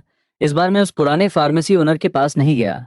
मुझे पता था कि अगर मैं बार बार उसी के पास जाऊंगा तो कुछ लोगों को मुझ पर शक हो सकता है। मैंने एक दूसरी फार्मेसी चूज की। उस फार्मेसी के ओनर ने जब मेरे वो रेयर आइटम्स शियो, लिंगजी, डियर एंटलर्स देखे, तो उसे समझ आ गया कि मैं वही यंग लड़का हूँ जिसके बारे में सिटी में बातें हो रही थी। उसने बहुत ही रेस्पेक्ट के साथ मुझे एक प्राइवेट रूम में बुलाया। उसने मेरे सारे आइटम्स को ध्यान से चेक किया। उनकी क्वालिटी में कोई भी प्रॉब्लम नहीं थी। उसे ये समझ नहीं आ रहा था कि मैं इतने सारे रेयर आइटम्स कहाँ से ला रहा हूँ, पर उसने मेरी बहुत रेस्पेक्ट की और मुझे एक बहुत ही अच्छा प्राइस दिया। मैंने भी उसे नेगोशिएट करने का मौका नहीं दिया। मैंने उन सारे पैसों, जो कि ग्रेट यूनिटी नोट्स की एक बहुत मोटी गड्डी थी, को गिना और जब मुझे तसल्ली हो गई तो मैंने उन्हें अपने मैजिकल स्पेस में डाल दिया। फिर मैं सीधे स्टेट रन डिपार्टमेंटल स्टोर गया। मेरा प्लान था कि मैं अपनी सास के लिए कुछ अच्छे न्यूट्रिशनल सप्लीमेंट्स, ताकत की दवाइयाँ खरीदूं। पर वहां मुझे एक बहुत ही शॉक देने वाला सरप्राइज मिला। मैंने वहां सेक्रेटरी वॉन्ग को देखा। ये वही इंसान था जिसने पिछले जन्म में मेरी लाइफ में एक बहुत बड़ा रोल प्ले किया था।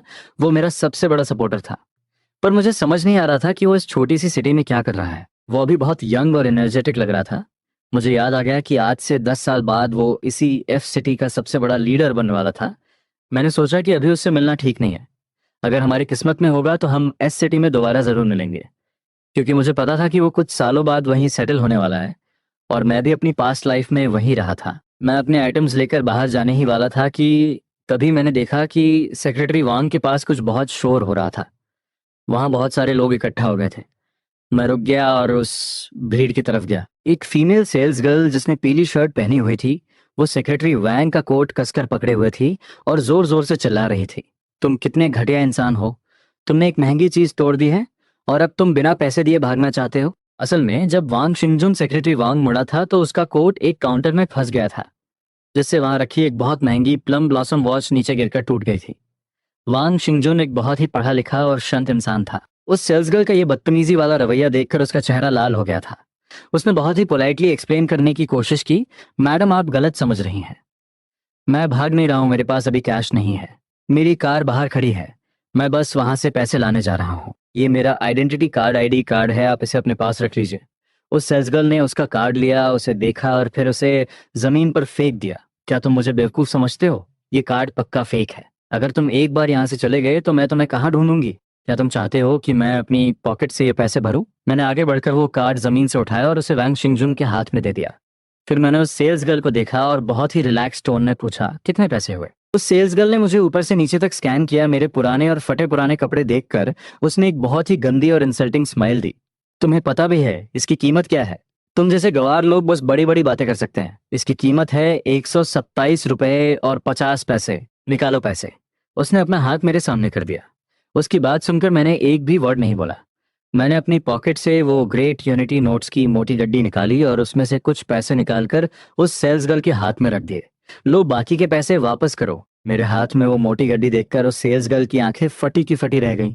उसने घबराकर उन पैसों को गिना और फिर हकलाते हुए बोली, हाँ हाँ सर, मैं अभी आपको चेंज देती हूँ। वहां खड़े बाकी लोग जो तमाशा देख रहे थे, उन्हें लगा कि अब कुछ इंटरेस्टिंग नहीं होने वाला। तो यहाँ इतने सारे लोग थे पर किसी ने मेरी हेल्प नहीं की, और इस इंसान ने बिना मुझे जाने मेरे लिए इतने सारे पैसे दे दिए। मेरे कपड़े देखकर उसे लग रहा था कि मैं कोई बहुत गरीब इंसान हूँ और ये 127 रुपये मेरे लिए एक बहुत बड़ा अमाउंट होगा। ये सब सोचकर वांग शिंगजुन का दिल मेरे लिए बहुत रेस्पेक्ट और ग्रेटिट्यूड से भर गया। इस दुनिया में अभी भी अच्छे लोग बचे हैं। उसने मुझसे बहुत ही पोलाइटली कहा, तुम्हारी हेल्प के लिए बहुत बहुत थैंक्स। मेरे पैसे बाहर कार में हैं, क्या तुम मेरे साथ चलकर वो पैसे ले सकते हो? मैंने बस सिर हिलाया और उसके साथ बाहर आ गया। बाहर एक ब्लैक कलर की सेडान कार खड़ी थी। इस एरा में एक पर्सनल कार होना ये प्रूव करता था कि इसका बैकग्राउंड सच में बहुत पावरफुल है।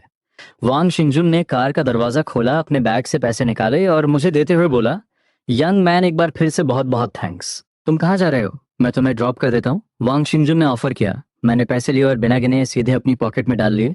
मैंने सोचा कि मेरे पास बहुत सारा सामान है और बस में जाने से अच्छा है कि मैं इसकी कार में चला जाऊं। मैंने बिना किसी हेजिटेशन के कहा, ठीक है, फिर तुम्हें थोड़ी तकलीफ होगी। मैंने उसे अपनी सास के घर का एड्रेस बताया और को ड्राइवर फ्रंट सीट पर बैठ गया। रास्ते में दो ऐसे इंसान जिनका आपस में कोई कनेक्शन नहीं था एक दूसरे से बातें करने लगे, और सरप्राइजिंगली हमारी बातों में कोई भी ऑकवर्डनेस नहीं थी। ऐसा लग रहा था जैसे हम दोनों बहुत पुराने और अच्छे दोस्त हों। वांग शिंगजुन को पहले लगा था कि मेरे जैसा एक यंग लड़का जो एक छोटे से गांव से आया है, उसकी सोच बहुत लिमिटेड होगी। पर जब हमने बात करना शुरू किया तो उसे रियलाइज हुआ कि वो बिल्कुल गलत था। उसे लगा कि ये इंसान बाहर से जैसा दिखता है, अंदर से ये बहुत ही डीप और समझदार है। मेरे अंदर एक ऐसा कॉन्फिडेंस और मैच्योरिटी थी जो मेरी एज के लड़कों में नहीं होती। ये लड़का बिल्कुल भी नॉर्मल नहीं है। वांग शिंगजुन के मन में एक ख्याल आया, ये लड़का फ्यूचर में पक्का कोई बहुत बड़ा और सक्सेसफुल इंसान बनेगा। कार मेरी सास के घर के बाहर आकर रुकी। मैंने उसे कार रोकने को कहा और कार से नीचे उतर गया। फिर मैंने पिछली सीट से वो सारे न्यूट्रिशनल सप्लीमेंट्स निकाले जो मैं अपनी सास के लिए खरीदे थे। मैंने झुककर कार की विंडो से वांग शिंगजुन को देखा और स्माइल करते हुए थैंक्स बोला। वांग शिंगजुन ने भी स्माइल करते हुए कहा, कोई बात नहीं ब्रदर, अगर हमारी किस्मत हुई तो हम फिर से मिलेंगे। उसने मेरे पीछे बने उस टूटे फूटे मिट्टी के घर को देखा, फिर कार घुमाई और वहां से चला गया। मैं अपना सामान लेकर घर के अंदर गया और जैसे ही मैंने अंदर कदम रखा, मैंने देखा कि रियान के हाथ में एक जेंट्स जैकेट, मेंस जैकेट थी। मैं आगे बढ़ा और अपना सामान टेबल पे रख दिया। मैंने देखा कि रुयान घबराकर उस जैकेट को अपने पीछे छुपाने की कोशिश कर रही है। मेरी स्पीड बहुत तेज थी। मैंने तुरंत आगे बढ़कर उसके हाथ से वो ब्लू जैकेट छीन ली। मैंने एक बहुत ही प्यारी और फ्लर्टी स्माइल के साथ पूछा, वाइफ, क्या ये तुमने मेरे लिए खरीदी है? ये बोलकर मैंने वो जैकेट पहन ली। रुयन ने देखा कि मैं वो जैकेट पहन ली है, पर मेरा कॉलर ठीक से सेट नहीं था। वो बिना सोचे मेरे पास आई, अपने पंजों के बल थोड़ी सी ऊपर उठी और अपने हाथों से मेरा कॉलर ठीक करने लगी। कॉलर ठीक करने के बाद वो 2 कदम पीछे हटी और मुझे ऊपर से नीचे तक देखने लगी। इसकी शोल्डर की चौड़ाई और लेंथ सब कुछ बिल्कुल परफेक्ट है। ऐसा लग रहा है जैसे किसी ने इसके नाप से ही इसे बनाया हो। उसे पहले डर लग रहा था कि ये जैकेट मुझे फिट आएगी या नहीं। जब वो आज सुबह शॉपिंग करने गई थी तो उसने मेरी पुरानी शर्ट से इस जैकेट का साइज नापा था और थोड़ा बड़ा साइज लिया था ताकि मुझे टाइट ना हो। आज सुबह मौसम अच्छा था तो मैं उच्ची को लेकर टाउन गई थी और तुम्हारे लिए ये जैकेट खरीद ली। जब मैंने ये सुना और उसकी उन शर्माती हुई और हिचकिचाती हुई नजरों को देखा तो मुझे समझ आ गया कि वो अभी भी अनकॉन्फिडेंट है। उसे डर था कि कहीं मुझे ये जैकेट पसंद ना आए या मैं इस पर भी गुस्सा ना करूं। मेरा दिल खुशी से नाचने लगा। मेरी वाइफ ने पहली बार मुझे कोई कपड़ा गिफ्ट किया है। मैंने तुरंत एक कदम आगे बढ़ाया और उसे अपनी बाहों में खींच लिया। मैंने उसकी ठुड्डी को पकड़ा, अपना सिर झुकाया और उसके होठों पर एक बहुत ही इंटेंस और पैशनेट किस कर दिया। मैंने अपने होठों से उसके होठों को खोला और हमारी सांसें एक दूसरे में मिल गईं। काफी देर तक किस करने के बाद जब मैंने फील किया कि रुयान की सांसें भारी हो गई हैं और वो कांप रही है, तब जाकर मैंने उसे छोड़ा। मैंने अपनी ठुड्डी उसके बालों पर रखी और बहुत ही प्यार से कहा, थैंक्स वाइफ, मुझे ये जैकेट बहुत पसंद आई। जब मैं ये बोल रहा था तब मुझे रियलाइज हुआ कि कमरे में एक थर्ड व्हील ली टियांटियन भी मौजूद है। ली टियांटियन अपनी गोद में बच्ची को पकड़े हुए अपनी बड़ी बड़ी आंखों से हमें घूर रही थी। जब उसने देखा कि मैं अपनी वाइफ को इस तरह पैशनेटली किस कर रहा हूं तो वो पूरी तरह शॉक में चली गई। मैं इतनी बड़ी इंसान यहाँ खड़ी हूँ और इस फोर्थ ब्रदर ने मुझे देखा तक नहीं। क्या मैं इनविजिबल हूँ? उसे डर लग रहा था कि उसने कुछ ऐसा देख लिया है जो उसे नहीं देखना चाहिए था। कहीं उसकी आंखों में कोई इन्फेक्शन ना हो जाए। मैं सिटी वापस कब जा पाऊंगी? उसका चेहरा शर्म से लाल हो गया। उसने किसी तरह एक फेक स्माइल दी, बच्ची को लिया और तेजी से अपने वेस्ट रूम में भाग गई। मेरे उस इंटेंस किस की वजह से रुयान की सांसें अभी भी तेज चल रही थी। वो मेरी मजबूत चेस्ट पर अपना सिर रखे हुए मेरी हार्ट बीट सुन रही थी। उसने बहुत ही सॉफ्ट और प्यारी आवाज में पूछा, तुमने खाना खा लिया? तुम्हें भूख लगी है? मैं तुम्हारे लिए खाना बना दूं? मैं उसे अपनी बाहों में लेकर बेडरूम में गया। मैंने उसे स्टूल पे बिठाया और फिर अपनी शर्ट के अंदर से वो कपड़े का बैग निकाला जिसमें मैंने पैसे रखे थे। ये लो, इसे अच्छे से छुपा कर रख लो। रियन ने मुझे देखा और फिर उस बैग को खोला जो अभी भी मेरी बॉडी की गर्माहट से गर्म था। जब उसने बैग के अंदर देखा कि उसमें बहुत सारे ग्रेट यूनिटी नोट्स पैसे भरे हुए हैं तो वो बुरी तरह घबरा गई। उसने तुरंत उस बैग को अपने हाथों से कवर कर लिया और डरते हुए दरवाजे की तरफ देखा। जब उसे तसल्ली हो गई कि बाहर कोई नहीं है तो उसने अपनी आवाज को बहुत धीमा करते हुए पूछा, इतने इतने सारे पैसे कहाँ से आए? उसकी आवाज में एक डर था। मैं हर बार बाहर से पहले से भी ज्यादा पैसे लेकर आता था। उसे डर था कि कहीं मैं कोई इलीगल या क्रिमिनल काम तो नहीं कर रहा हूँ। अपनी वाइफ के इस क्यूट और डरे हुए चेहरे को देखकर मैं खुद को हंसने से नहीं रोक पाया। ये तो बस शुरुआत है। फ्यूचर में मैं ऐसे भी कई गुना ज्यादा पैसे कमाऊंगा। मैंने एक गहरी सांस ली। मेरी ये खुशहाल लाइफ मुझे किसी सपने जैसी लग रही थी। मैं उसके सामने घुटनों के बल बैठा और उसकी आंखों में देखकर बोला, ठीक है वाइफ, अगर तुम्हें मुझ पर ट्रस्ट नहीं है और तुम्हें डर लग रहा है तो अगली बार जब मैं सिटी जाऊंगा तो तुम भी मेरे साथ चलना। तुम खुद देख लेना कि मैं पैसे कहाँ से लाता हूँ, फिर तो तुम्हारा डर खत्म हो जाएगा ना। रुयन ने मेरी बातों को सुना और काफी देर तक मेरी आंखों में देखती रही। फाइनली उसने नोट कर दिया, हाँ बोल दिया। जब मैंने देखा कि वो राजी हो गई है तो मैं खुशी से आगे बढ़ा और उसके माथे पर एक प्यार भरा किस कर दिया। चलो तुम रेडी हो जाओ और मुझे 200 रुपए दे दो। मैं जाकर एक साइकिल मांग कर लाता हूँ, आज हम हमारी फैमिली मायके चलेंगे।